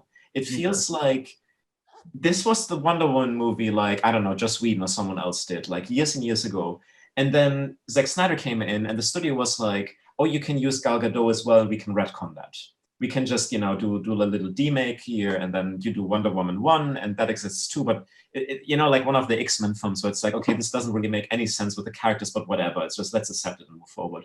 And it's like, I think that's what the DCEU is at this point, honestly. Like, oh, Jesus Christ. They just I mean, they really do. If you think about it, they just kind of pick and choose what they want from each other movie, and they kind of use that, whatever they want to use in their own movie, and that's what the movie is. It's what it is, I mean, for better or for worse, it's what it is. I think it's clear that the Flash movie too is also going back to that X-Men comparison. The Flash movie is basically going to be the Days of Future Past, where it's like, all right, we don't know what we're fucking doing, so let's just have some in-universe kind of time travel, alternate universe stuff. It's the Flash. They've already said too, but yeah. Yeah, and plus we haven't, like, I'm not sure, like, we did get into this briefly earlier, but basically also it was, it was just announced for the Flash movie that not only is Billy Crudup out of the Flash movie because of I'd be back. scheduling differences, but also Michael Keaton has done an interview where he sounded like he was basically saying, well, it's on the page, but I haven't even read the script, and I have these 5 projects and this show that I'm doing, so I'm not even sure if I can do Flash. And I called. No, it wasn't that. It was that he said it was up to like COVID in London. Yeah, that as well. But he sounded like so disinterested. He's like, I haven't read it. I have all these projects. I don't know, man. Like, yeah, it didn't sound encouraging at all. Okay, so that being said, back to Justice League. Can we talk about Flash now? Because I think Flash has one of the greatest improvements, besides Cyborg, of the entire movie, basically. So, John, do you want to kind of explain what Flash did in the original movie? Just a generalization of what he did in the original movie. What his character was. Is there even anything to generalize? Like, what's there to say about it? Honestly? For anyone, I'm not dismissing what you're saying. That's it. For anyone who can't see my face right now, I just have the hands over my face because I need to do this. Okay. More specifically. No, it's fine. No. Actually, more specifically, let's talk about the ending. We're nearing the end of this podcast. Let's go to the third part of the movie. What does Flash have to do at the end of this movie to bring Superman back, and what he does at the end of the movie too? If you want to explain. So first of all, he brings Superman back, and while he brings Superman back, Cyborg has a flash. He has a flashback. Flash forward actually of the entire nightmare situation. Diana's being burned, her body is being burned, and Batman is dead, and all of that. We see the Omega beam, which is fucking awesome. Oh, so fucking sick. Yeah, and Flash also realizes we get the anti-life too. We get the anti-life equation, which is awesome. Flash realizes that things didn't work out, that the mother box touched the water before he could send the energy in, and so he runs so fast that he kind of rewinds by a millisecond or two, something like that, half a second, and everything goes right. But during this moment, he basically realizes what's happening, and he turns the time back in order to not like to overwrite the future. Which that is at the set end, up too. yeah. He would talk about that offhandedly. It wasn't Yeah, just it's a setup. It's a setup for the ending where at the end of the movie, everything goes wrong and all of the heroes die. Like the mother boxes merge and blow up, turn the entire planet into like fire. And Flash realizes what is happening, uses the Speed Force to stop everything, and runs up in his inimitable Flash way, runs up into the reactor and rewinds time as he runs and saves the world and all of the heroes. So he actually, like, while all of the other heroes are doing important stuff where it's like Superman saves Cyborg and beats the shit out of Steppenwolf, and Batman is there killing some parademons and all of that, and Diana is facing Steppenwolf. Flash is the one who's literally like, all of these adults are fucking up and I need to save this now. And it's an awesome scene, especially because like when I first watched it, I mean, also it was 2 a.m, but when I first watched it, I wasn't 100% sure what is actually happening, and just watching it like all come together and realizing what's actually going on is really powerful, because like, did Flash just save them all? Is Flash the hero of this movie? Holy crap. Yeah. He is. And let me Yes. just say, Junkie XL's score, that guitar score that starts playing whenever he realizes that he has to go backwards in time. This is what I was saying to you, Scott, before we even started recording. It's one of my favorite moments in a superhero movie I've ever seen. It really, the way they visualize him going back in time, rebuilding space, basically. What more could you want from a fucking movie like this? It's That's awesome. only this cut, right? It's so good.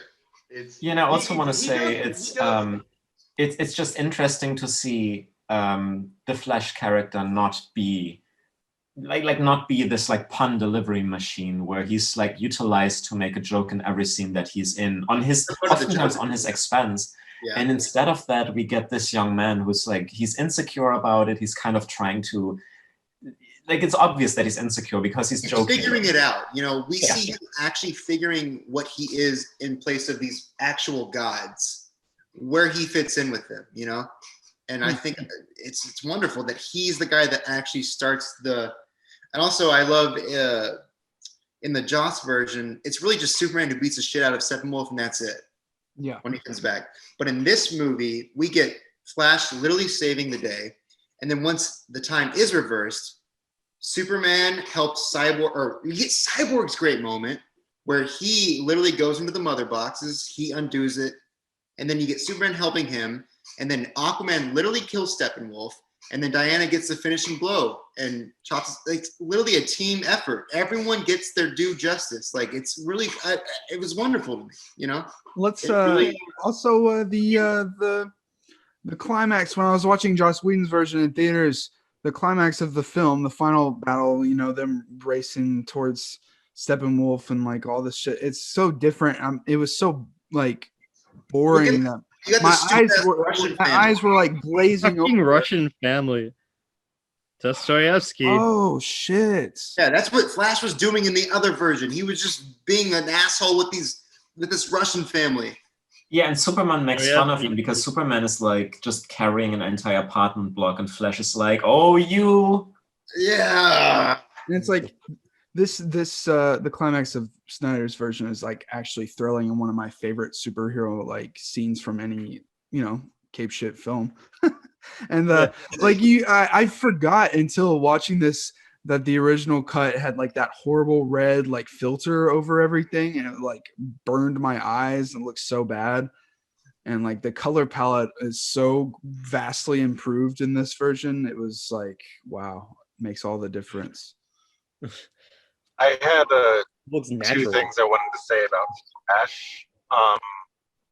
One of them was, I remember in the Whedon version, when he needs to ignite the mother box to revive Superman, they kind of throw in this line where he just says, you have to touch it right when it touches the liquid or something like that. And I remember they don't have that line in the Snyder cut because he just kind of lets the drama speak to that, like sort of in and of itself. Like he lets like the surrounding like circumstances just speak to that instead of just throwing in that line, because it's trying to, just throw on stakes like that, just, to sort of turn it into a race or dialogue is just unnecessary. And then even without that line, like him rewinding time just a little bit was even more powerful with just the circumstances kind of speaking for themselves. Does that make sense? Yeah, absolutely. Yeah, I 100% agree with that. Yeah. And one thing I was thinking about too, with how like with Flash, like that ending scene where he rewinds time and saves everybody is like might be my favorite Snyder like scene in a Zack Snyder movie. It's one of my favorite superhero scenes. And one thing that I kind of think about is like when he's running through, you can kind of see that like he's sort of ahead of the destruction. And why I think about that is I think that kind of means that he's not just rewinding time. Am I cutting out? Yeah, a little bit. A little bit. Shit. How about, can you hear me now? Mostly. Shit. Mostly. Okay. Actually, you're completely It's frozen. like when he's running ahead of the destruction. Oh no. Yeah, you're. Oh, you're no. What Sam is trying to say no. is that he runs ahead of the destruction. Yeah.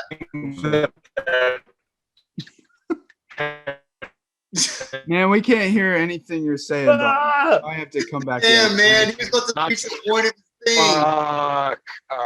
God. You need to go faster, Sam. You need to go faster, Sam. Yeah, He dude. goes faster, man. Speed more powerful than the mother boxes. Wait, Ah, yeah. Fuck. Fuck. Flash's speed force is more powerful than the mother boxes. Yeah, we heard it. Thank you. Yes. Okay. Beautiful. Okay. All right. Okay, that's it. Sorry. Okay. So we have any other thoughts about That's any of Well, that? we have Batman and Superman. Yeah. Yeah, let's get into Superman.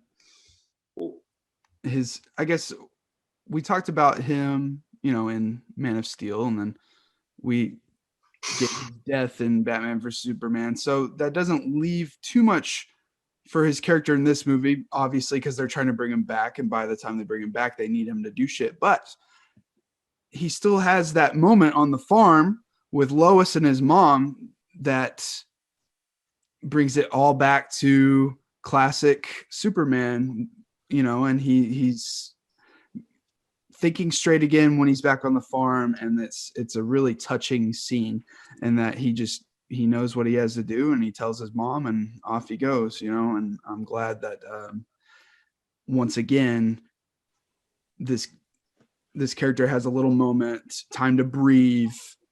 The amount of time to breathe in this entire film is incredible to me, like how they can fit in so many things without feeling overstuffed or dragging on too long or anything like that. And I was shocked. So I really enjoy Clark in this because it feels like Clark has been through so much through these movies that finally he can just take a breather and be like, yeah, this Steppenwolf guy sucks. I'm gonna punch him in the face.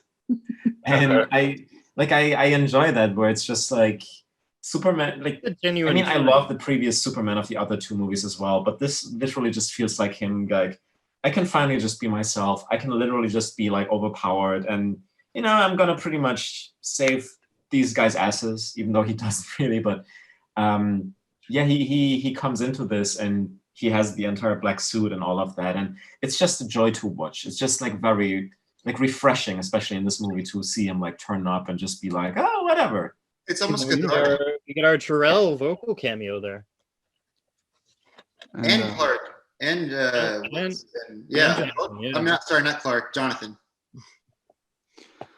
And Which we is, like one of my probably my only really major complaint with Man of Steel is that, like, I think there's not enough of Jonathan Kent as kind of a self-critique of Snyder as like the parent of immigrant children. I think that's the most interesting aspect of it. And I think it was a mistake to get rid of him as soon as they did. That I had the tragic origin story. I'm just gonna say this: the whole Superman doesn't remember when he gets woken up, and then they have to fight him. It feels a little contrived to me. It's fun. I don't know how much did we need that, but also I understand that scene would have been better if they'd let Zach give Superman a mullet like he was gonna. Sick. I want the '90s mullet. I want '90s Superman mullet. That was great. Honestly, I thought that scene before going in, I thought it was a Whedon kind of scene, but it wasn't. So that was one of the few scenes where I was like, this could have been a little bit stronger. But did you notice how much it was longer? Yeah. Though? Like in the they definitely fixed the timing of it. And they tweaked color palettes.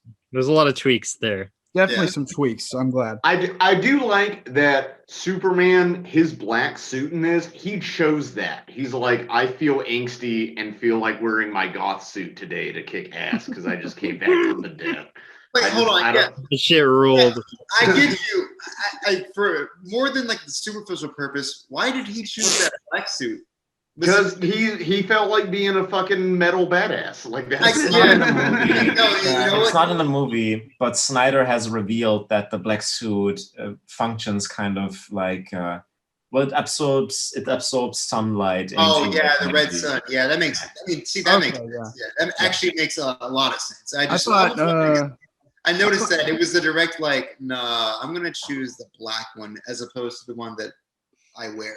I thought maybe I didn't remember, but maybe like Jesus came back in black robes when he rose from the dead. Maybe that's what he was trying to do. He doesn't. No, he doesn't. But I'm glad in the Whedon version when Superman comes back, he's like this like almost like parody of himself with like his like haha like I'm Superman. He's like Christopher Reeve Superman. Is this guy bothering you? Yeah, Christopher Reeve Superman if he didn't make sense. Yeah.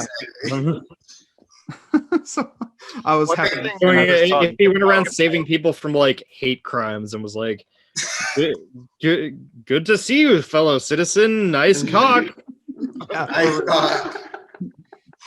So what do we think about the since we've kind of done the basis of the movie, what do we think about the epilogue? Well, we still need Batman just quickly because we didn't have Bruce yet. Oh, you're right. Yeah. You want to speak on Bruce? I mean, mostly with Bruce, I just want to say two things, which number one is I'm really glad that they recreated that entire opening scene where he goes to Iceland on his mule and rides into Iceland with his little glasses and with one of my favorite Icelandic character actors in that scene. Oh, interesting. As the mayor, Ingvar Sigurdsson. Oh, wait, he's the lead actor in Angels of the Universe, isn't he?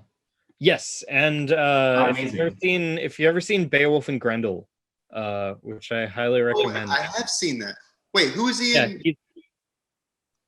He's Grendel in.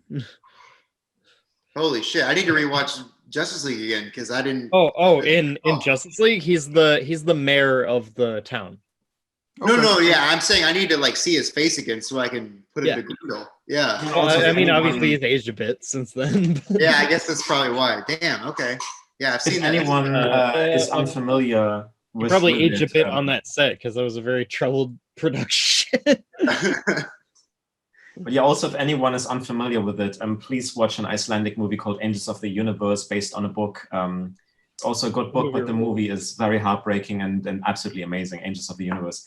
But I love that scene. And the other thing I wanted to say is I love that we actually get good dialogue between Bruce and Alfred in this version, because in the Just version it's very truncated and it's very it's just very blunt stuff, as in like, are you sure? Remember the time in Paris and stuff. It's like it's like everything that Batman does in the other movies, just kind of like sit around, be mopey. He's an ass to people. He's kind of just walking in circles. He's bloated also visually because Ben Affleck wasn't doing good when they did these reshoots. He's an alcoholic. Yeah, and Fat and alcoholic. in this movie, he feels focused. He feels like, again, what we always say, like it feels purposeful, and like it's interesting to watch Batman kind of overseeing the situation, trying to be a leader, trying to bring these characters together, which aren't really there yet with each other, and I kind of like, this doesn't seem to be a good idea. And he's kind of like the glue between them in many moments. It's literally, man, exactly. I was gonna say he's the glue, and it's also really cool to see that at this point in Batman's career, because he's been Batman for like 20-something years or whatever. The Batman Alfred dynamic isn't so much a butler to young guy. It's like they're peers. You know, they're actual friends at this point, to where they can kind of just really like go off with, like, you know, they can one up one another. You know, they can have these discussions and like scenes where they're just really just straight up talking to people, like, or talking to each other like actual people. Yeah. Also a wonderful moment where he goes like, this is Alfred, I work for him. And all of them walk past Alfred and have their unique way of saying hi, with like Arthur just being like, it was a badass.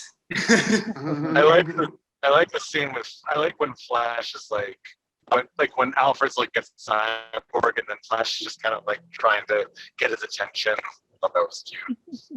Yeah. I love the reversal of, this is what I was going to try to say earlier, whenever in Batman v Superman, you know, there's that scene where Batman goes to Alfred and he's like, there's only like a 1% chance that this guy is our enemy, we must take him out. And Alfred's like, maybe not, you know, maybe we shouldn't do that. And in this movie, what does Alfred say? He's like, whenever you wave your red cape at the bull, sometimes the bull fights back or whatever it is. It's almost like the direct like reversal of what happened in Batman v Superman, because in Batman v Superman, it was reason. That's what he was like working off. It was a reason. And then what does he say in this movie? It's faith, you know? And that's a great, just like 180 moment. God, yeah.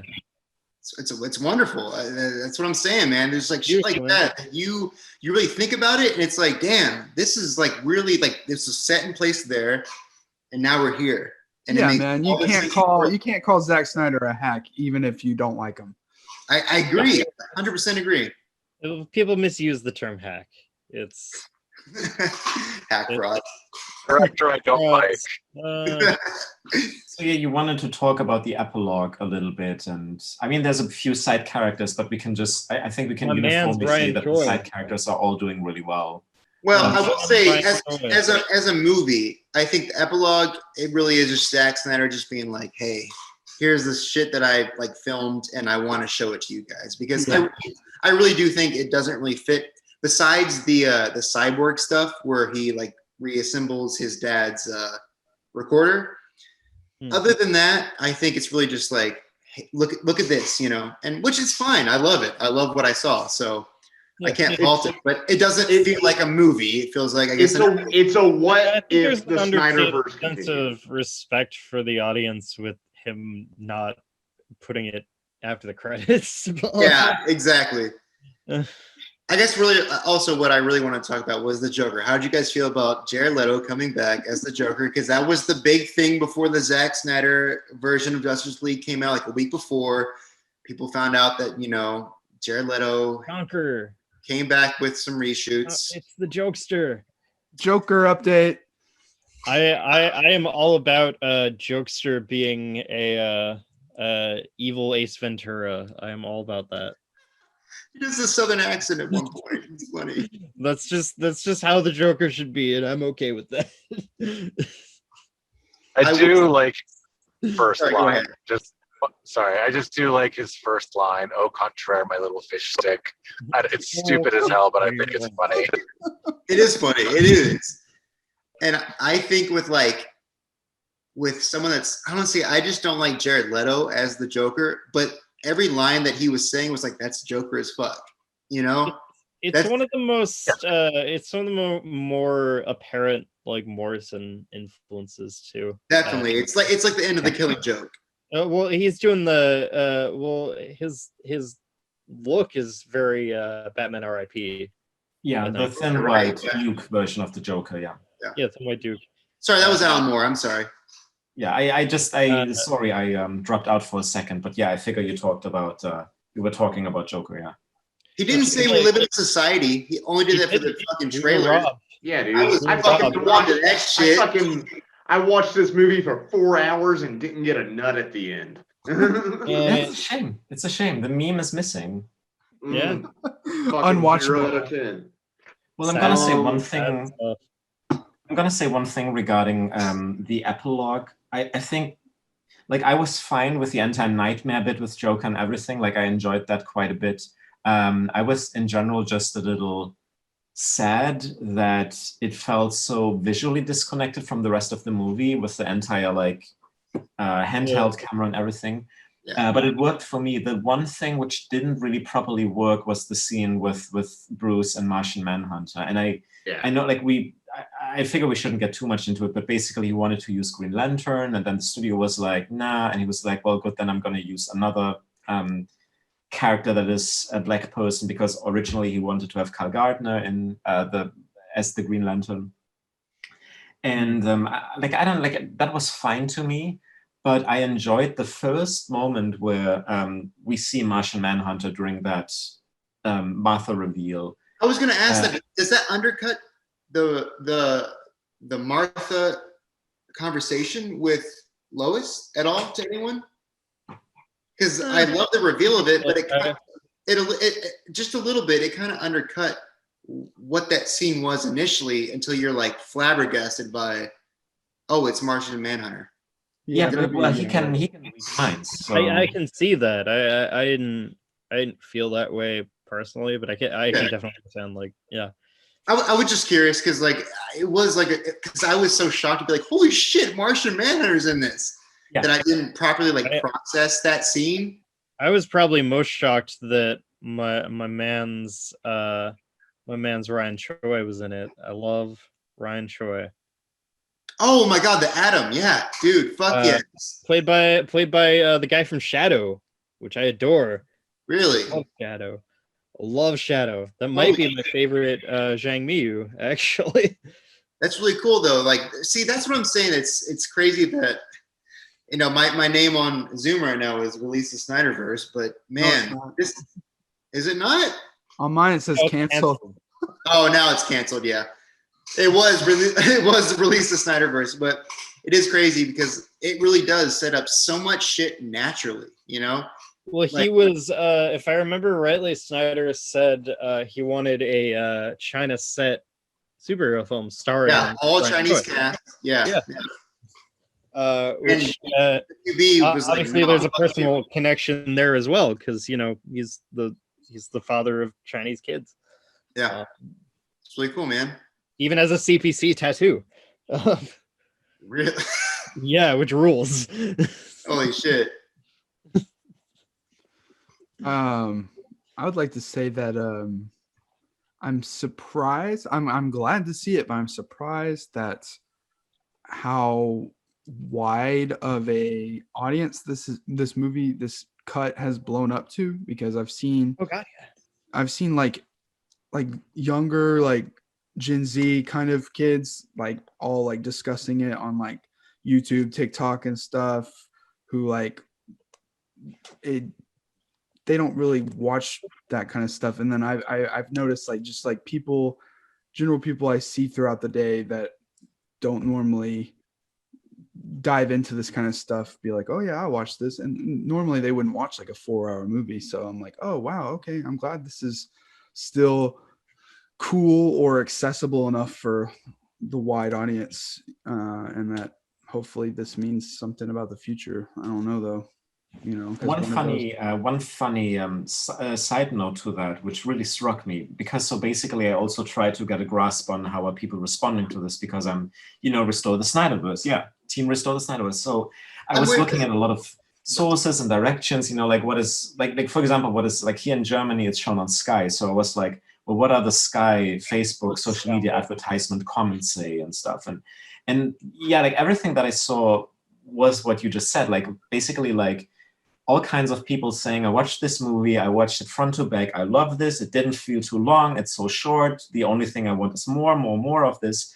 The only people that didn't agree with that I found, the only people I found who didn't agree with that and were basically like, lukewarm on the movie, and all my friends didn't watch it, and it's way too long, were always people from like the right-wing YouTube vlogger, cinema vlogger spectrum. All of them were always like, yeah, I don't know what to do with this movie, and it's way too long, and all my friends said they watched an hour and will not return back to it and stuff. And I found that very, like, almost comical to a certain degree, because it was mostly like, what we see now is like all of these publications are saying that Release the Snyder Cut was like a right-wing thing, and it was like these toxic, toxic white men and all of that. And these type of people on their channels, they're kind of like, yeah, that movie, it wasn't too great, and I didn't finish it. And I don't want to list any names here, but it was like some really noteworthy ones that are also skirting around the political signifiers quite clearly. And I found it quite funny that this is like, that is the audience that doesn't connect with it, but everyone else, like every normal person that isn't too into the Zack Snyder dialogue and everything, all of them are like, oh, I stumbled into this and this is awesome. I love this movie. I want more of this. I want the Joker. Like, they are literally basically making their own sequels based on what they saw in Justice League now, because they are like, I want that movie. I want this movie. I want that. The Martian Manhunter scene was so cool. And it's like people are into this. Yeah. I think that's the biggest takeaway is people are into this. No matter what side of anything you're on, it's just people are into this movie. People want more of whatever the fuck that he has given us, you know? I feel like the studios are quick to forget. Like plenty of people went and saw Return of the King. That was almost as long as this movie. No problem. Yeah.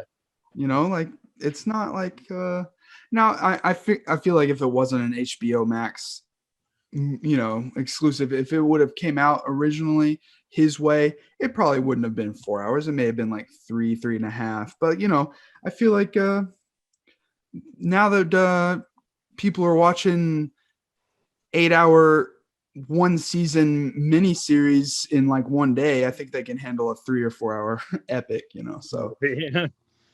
I'm actually going to give you my hot take here.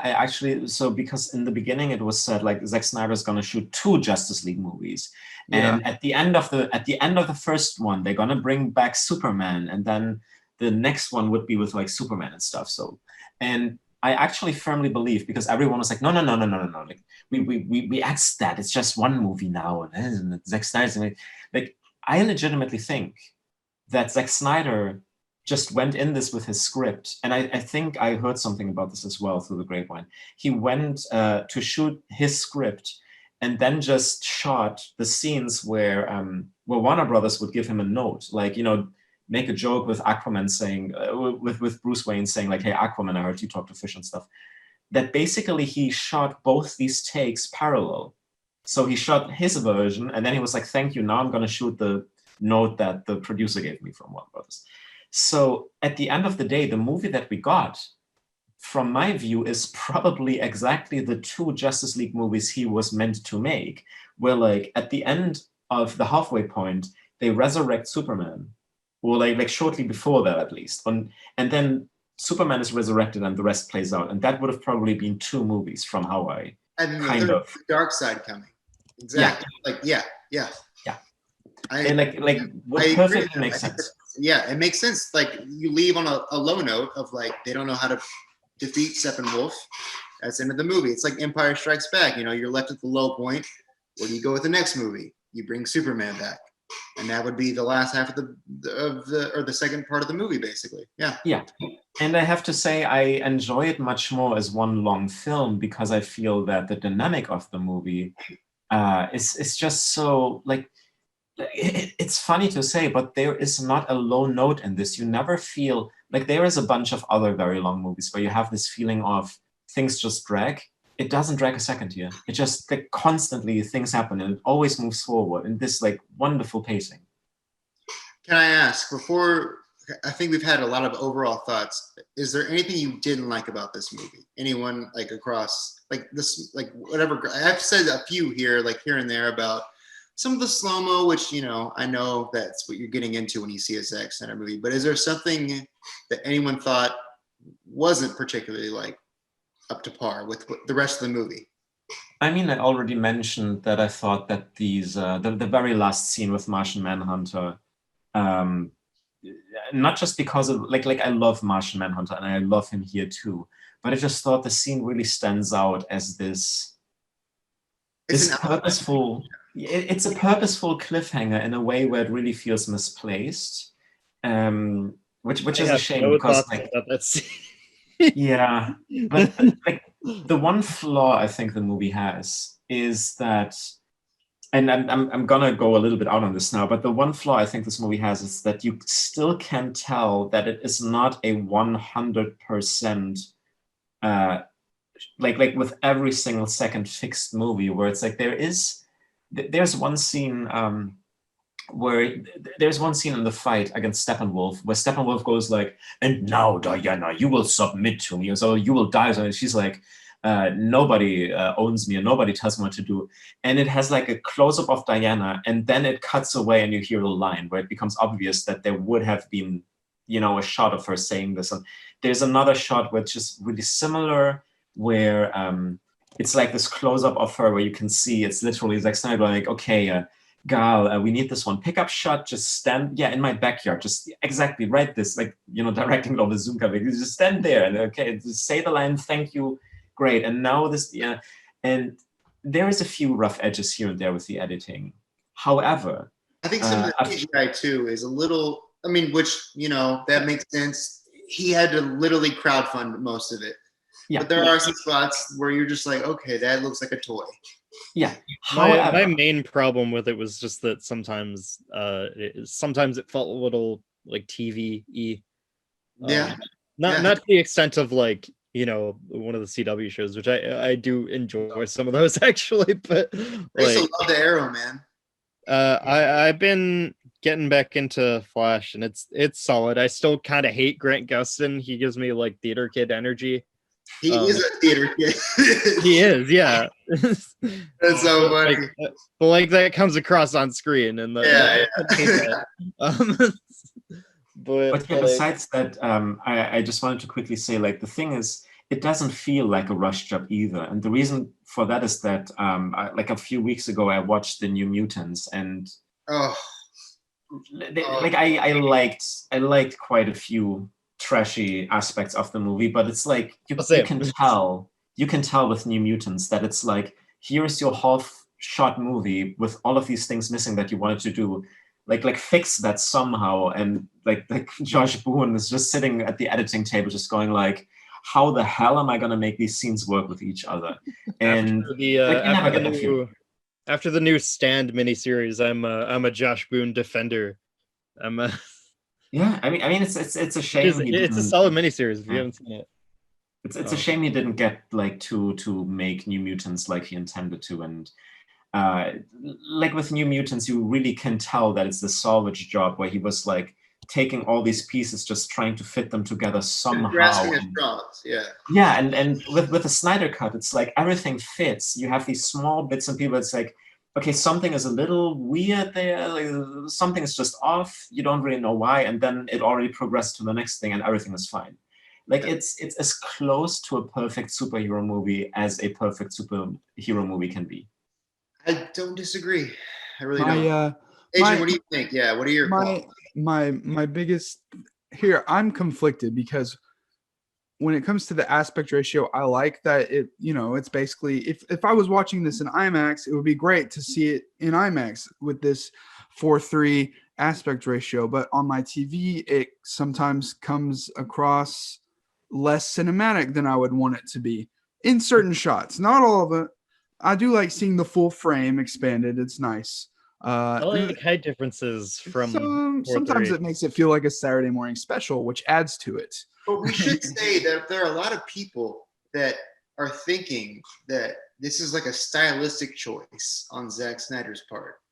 No, this is literally IMAX. Right. It's original. How he shot it. It's like, yeah, it's literally how he shot it. It's not like I'm gonna make it 4:3. Yeah. No, I've even seen some of those like anti-Snyder guys who are who do know what shooting in IMAX is, saying that it's like, oh yeah, well, you shouldn't have done that like if you were going to release it on HBO Max, but like he wasn't going to do that. That's the thing. Exactly. He I'm shut gonna blow up all of already. your minds now. Anyways, I'm gonna blow all of your minds now. The aspect ratio is actually Mother Box O Vision. He intended the movie to be in the aspect ratio of the Mother Box. Discuss. No, I'm like, that was a joke, but I actually think that this was like a little bit purposeful of him, because you have these like square boxes, and for someone like Zack Snyder not to get a little meta and be like, I'm just gonna make that my movie. The movie is a box. Like, it's kind of a cool thing, I think. It feels like a fucking comic book panel. I'm not gonna lie to you. Yeah. Yeah. There's just a few moments that could have benefited from 235 aspect ratio, but you know, it's honestly a mild complaint, because it was kind of, I mean, I like seeing the full frame, you know, so I love, agree, and Huh? and I forgot about it as soon as dialogue started. is okay, the Yeah. thing. I'd occasionally remember it through the scene, but there was enough verisimilitude where I was like, as soon as Batman and Aquaman are talking, I'm locked into what they're saying and forget about it. I'm gonna say this though. I mean, what I uh-oh, Sam? Oh, Sam's cutting out again. sorry, do you guys hear me? yeah, God damn it! Yeah. Sorry. we can hear you. What I liked about the aspect ratio, I mean, a lot of people said, "Oh, it looks like '90s TV," and honestly, like, I just think of like classic movies, like Citizen Kane. They were in 133 to 1, and it's like, I'm not comparing this movie to Citizen Kane. I'm just like, this looks like a classic movie. I like that. That's why I can't wait to see it in black and white. I think it's gonna look fucking great. That's just how I felt about it. He's one of the only classic filmmakers left, I think, is Snyder in a way. I don't. Ooh, that's a big. That's an incredibly bold claim that I do not I follow. fully agree with that, but I get where you're coming from with that. But I don't agree with it. No, I would agree with say that because he's a guy who goes for that kind of melodrama feel, which is kind of lost in a lot of. I will say, before the podcast started, me and Scott, I was telling him, I was like, for better or worse, Zack Snyder is an auteur. He's a fucking visionary, even if you hate his vision. You love it or you hate it, but he is an auteur. It's something that really hit I home think when I watched Cherry. Oh God! Oh shit! I don't want to watch that movie, man. I really it don't sucks want shit. It's already worst of the year material. I do not want to watch that. I don't. Wonderful. I just know that Tom Holland shows Hole in that, right? Doesn't he like get a fucking? It's like a Yeah. There's a shot up his asshole. But, Yes. The main thing. The reason I mentioned it is because that is from the Russos. Yeah. Two directors who are journeymen to the bone, who are desperately trying to prove that they are auteurs, and they are not. They're good on TV. They did Community episodes that kicked ass, but I say this liking a lot of. I like the Arrested Development pilot. I like You Mean Dupree fucking rules as a Matt Dillon head. I am big fan of You Mean Dupree, but like these guys are not even liking a lot of their stuff. Like I can't call them auteurs. They're not. I don't know, man. I think it takes a hell of a lot of talent to bring together Infinity War and Endgame in the way that they did successfully. And I think and not even that, Civil War too. It's a lot of things you have to fucking take into account. I'm not going to take any Infinity War slander around here. Like I'm just saying it goes both ways, man. Because I'm actually like it's. I'm not saying this because I dislike them, though. It's like no, I know. I'm saying there's this thing around auteurs that for some reason, whenever you label someone as an auteur, that makes them better. Yeah, but that's not the case. From like literally, filmmaking is community. You know, it's everyone coming together, and I think they do a great job. I'm not saying the best or anything, but I think they do a great job of assembling the Justice League. Before we get into the big Justice League, let's unite metaphor here. I want to quickly pick that up with the auteurness and because we were with criticism, and I think Sam wanted also to say something, but like I was looking at Batman v Superman the other day, just quickly, like skipping through it, and I noticed one thing which I actually missed from this, and maybe that will be fixed once it comes out on Blu-ray or whatever, because streaming. But Batman vs Superman has so many shots in 35mm with like just grain, just like hard grain. It almost looks like 16mm at times. It almost looks like 8mm at some points, dude. It is so great at some points that it looks like you can't even see anything. Yeah, and that is one thing which I missed a little bit about Justice League, where like looking at it, it is very pristine, it is very clean, it is very digital, and that's fine. Like I also enjoy that all of Zack Snyder's movies have now their own look in the universe. Like Man of Steel has its look. It doesn't like evolve. Yeah, stylistically throughout that's a minor criticism again, and it's just like it's also something that I'm fine with, because again, it's like he's such, like as you said, he's such an auteur that I think it's purposeful for him for Man of Steel to kind of have a like darkest palette, and then he moves into this like harsh grain with Batman v Superman, where everything feels really like haptic and physical, and then he continues to something, you know, much more spectacular and glossy and colorful, and also colorful in the cinematography aspect of it. So yeah, it's not a big critique. It's just something where I feel like I missed that a little bit from the movie. But you kind of noticed it more than you wouldn't have. Yeah, I get that. Yeah, for sure. But yes, Sam wanted to say something, I think, for a while.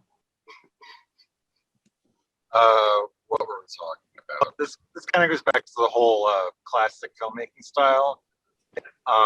One thing I thought about with Zack Snyder's kind of style, his kind of classical style, is I'm reminded of something like Hugo, where it kind of embraces that classic filmmaking was very inventive. So it kind of has that painterly stylistic aspect to it that's very modern, but it's kind of in keeping with that, but it feels throwback in that way, and then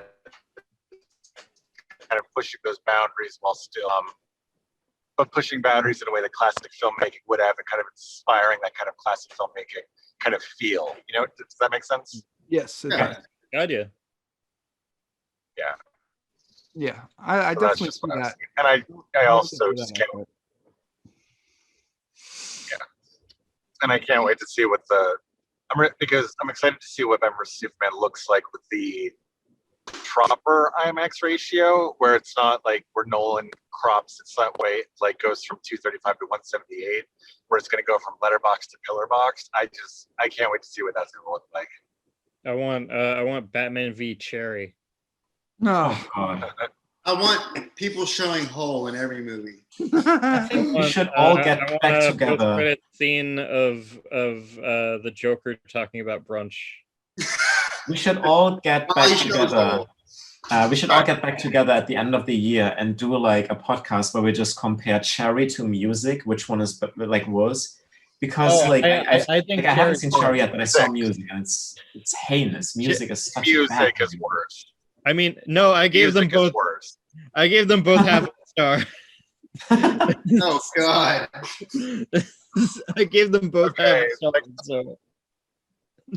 Okay, so I like Cherry. I can respect the hate, but music is worse. I'm sorry, I can't. I think both are pretty offensive in their own ways. Well, Sam, what if we are getting the Sia cut of music next? 4 hours of music with the actual intention. Yeah, 4 hours of autistic stereotypes. Let's go. Yeah. It's not the worst about the movie. The racism is so much worse than the autistic stereotype. I'm not gonna watch it. It's not even the worst like portrayal of an autistic person I've seen. It is terrible, but then you watch the movie and it's so much more racist. The racism is off the chart. Okay, wait. Actually, real quick, before we talk about anything more, what's your rating for Batman v Superman? Like, would you recommend it, John? Oh yes. Batman versus Superman. Batman vs Superman is still my favorite. All right, Justice League. It's still my Justice League. Yeah. Oh yeah. No. I would say Batman like. So I need to rewatch Man of Steel because it's been a while. But I think Man of Steel would be a 9, and then both Justice League and Batman vs Superman would be a 10 for me. And I'm gonna tell you why. Man of Steel managed to sell me Superman, a character I was never all that fond of in the DC comics. I always like he's fine. You know, Superman is fine, and there's a lot of reasons why people love him and all of that, and it's cool. But it's like you have this like vast variety of really interesting DC characters. I mean, we just talked about Mr. Miracle and all of that. There's so many great side characters in DC, and Snyder managed to take Superman and project him on the surface of what our modern society is like. And he brought all of these discussions into it, which we already talked about. And like a few things here and there are rough, but overall it's amazing. And it has some of the best scenes in superhero movies ever, like where Zod is hacking into everything. It's unbelievably creepy. That entire ending where it's just this megalomaniac destruction, all these fights he has, which are so awe-inspiring when you see them. Batman v Superman is like, and I don't know if I ever talked about this, but so basically Batman vs Superman takes all the other Batman movies, especially Batman Returns and The Dark Knight, and poses the question, what if there actually isn't a villain in these movies, and instead of the Joker in The Dark Knight, and instead of the Penguin in Batman Returns, you have a kind of a tech wizard, like a Silicon Valley type CEO-y, you know, Jeff Bezos, whatever character, who is essentially pitting the same character that you have in The Dark Knight against a god. And like I wrote a mini essay for university about this and stuff. It's like it's a very fascinating film for me because it's almost like a Brian De Palma movie, and how he takes the phantasms of the previous Batman movies and works through, like the scene, for example, the scene where he meets Diana and they dance, and you get the classic Michael Ballhaus shot of the camera circling around them 360 degrees. That is a scene which is first utilized by Burton in Batman Returns. Then Chris Nolan picked that up for The Dark Knight Rises. And then Zack Snyder is like, I need, and like from a formalist perspective. But that's just cinema. That's just how exactly. informs cinema, you know, like that, like you study what you see, you study what you know, and then you relay that information in exactly. And he adds like, to all of these aspects, to all these aspects. Stop it. To all these aspects of the previous movies, he adds other elements on top of them into them, and he complements them constantly.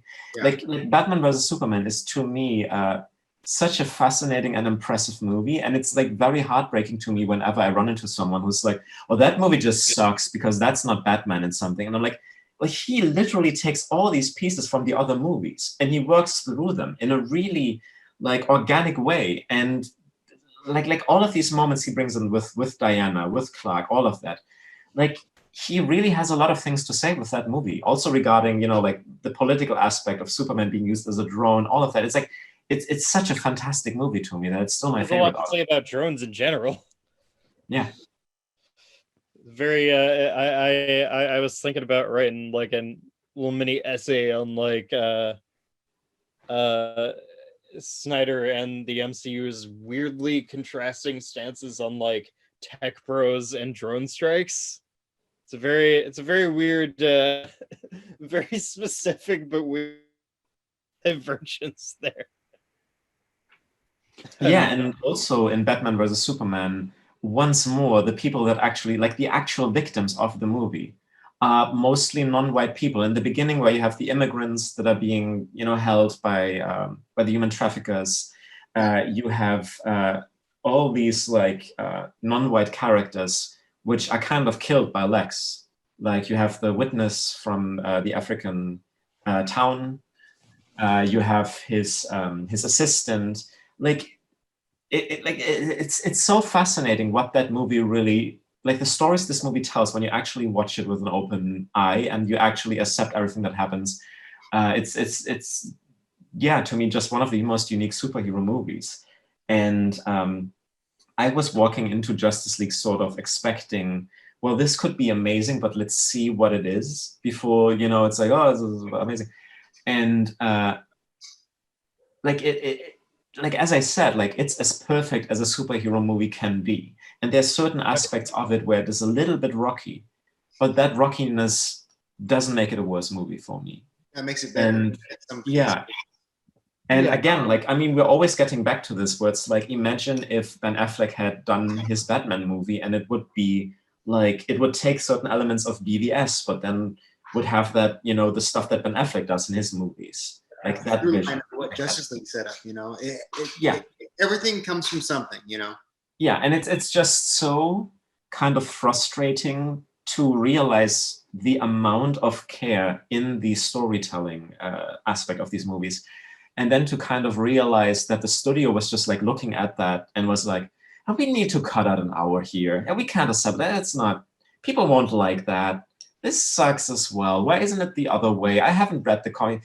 It's just so frustrating. It's just so unbelievably frustrating. Well, they cut all the wrong shit too. More final thoughts, Adrian? Me? I went in thinking knowing what I was going to get into, and ended up enjoying it a lot more than I thought I was going to like it, but I really liked it. And I mean, like, I thought maybe like an hour into it that I was like, I wonder if I'll even watch this a second time or something. And then like as soon as it was over, it was already starting to grow on me. And then the next day I was like, man, I already want to watch this again. I can't believe it. And because I was I defend and enjoy Batman versus Superman, and you know, I like some of you might consider it not schlock. I consider some of it to be schlock in a good way, and I like how mid 2010s it is with its fucking Mark Zuckerberg villain, and like it's like it's gritty take on like just like and the way they see Superman as an alien and all that. So I was happy that as much as I like Batman versus Superman for those certain qualities, I was glad that Justice League was more personal with its characters, and it wasn't in some ways it was smaller scale, and then other ways it was massively bigger scale. But I liked that it wasn't like when you get a bunch of characters together in superhero movies these days, for some reason you have to have like a big sky portal and people running from everything and like all this and that, and it has none of that shit. So that was refreshing. And I think it was an epic without being somehow too drawn out, even though it was 4 hours. And I'm glad we have a successful Justice League movie in the world that isn't you know, like I like the DC animated movies, but like they're not, you know, on this level. So it's nice that this was successful, and I'm happy for Zack Snyder. And let me say, when at the end, when it's dedicated to his daughter, I was very emotional. Yeah, I teared up when For Autumn hit, because that's so powerful, and that him and Deborah came back to finish this movie is very important for him personally. And yeah, I'm hype on this movie. So yeah. If Deborah Snyder is listening, thank you. Yeah. Anyone who is involved with this movie, this cut, thank you. I'm happy for Ray Fisher, man. I'm glad he got to. Hell yeah. I can't wait for his Muhammad Ali movie with Ang Lee. Oh shit! I can't wait for him. Ooh. I can't wait for him to leak all of the stuff which he's still keeping from us regarding the shit that he went through, because it's just like heinous, and he's like sprinkling these like things on Twitter now and then, and it's doing it as like I know what he's doing. It's to gain clout, but he is slowly but surely like getting. He is. Yeah, he's giving them chances. Has anyone else been following what Ray Fisher's been doing here? Oh yeah. Yeah. Oh man. There's a lot. There's a lot. We don't have time to get into that. But. No, we don't. But it's nuts. But man, crazy. Yeah, I wanna like. Oh yeah, Sam. You can also continue. Sam and Scott. So okay, I'll go first. Okay, I just wanted to say, I guess to summarize my final thoughts on the whole thing, I think Man of Steel might be my favorite of the three, because specifically when I rewatched it last year when Snyder announced it, Justice League, I kind of realized just how brilliant and like really visionary, honestly. I know it's a joke, but visionary that movie is from a formal perspective, the way that he harmonizes realism with the extravagance of like the CGI superhuman elements is incredible. And I think there was, I think some of the action, I think the action in this movie is good, but I think that Justice League is good. I don't think it's quite as ambitious as he was with Man of Steel. I think there is a little bit of TV elements going on here and there. But for the most part, this whole thing really did feel like a perfect encapsulation of what he's been aiming for of what he started with Man of Steel and like, you know, creating these characters as gods. And there's definitely images in this unlike anything I've ever seen. And I hope it's not the last that we see of Snyder's DC. I hope he gets to, you know, restore the Snyder Verse. But if this is it, then, you know, I'll bite my tongue and be content with that. Yeah. Sparks. Okay. So, Oh wait, did you already say your shit or not? I can make it brief. It's all good. Yeah, go for it, man. I dug the hell out of it, and I'm just glad to see this sort of evolving vision. And Sam pretty much hit the nail of what I feel about, you know, the Snyderverse on the head. But like besides that, I mean, BVS is still my favorite of those three. I'd like Man of Steel more if it had less babies in it, because I don't think babies should be on screen. Okay. But unless your name is Tom Cruise Heidecker, then you shouldn't be on screen if you're a baby. Yeah. No, very charismatic baby. Bring him out. May he rest in peace. Yeah. But no, dug the hell out of this. Kind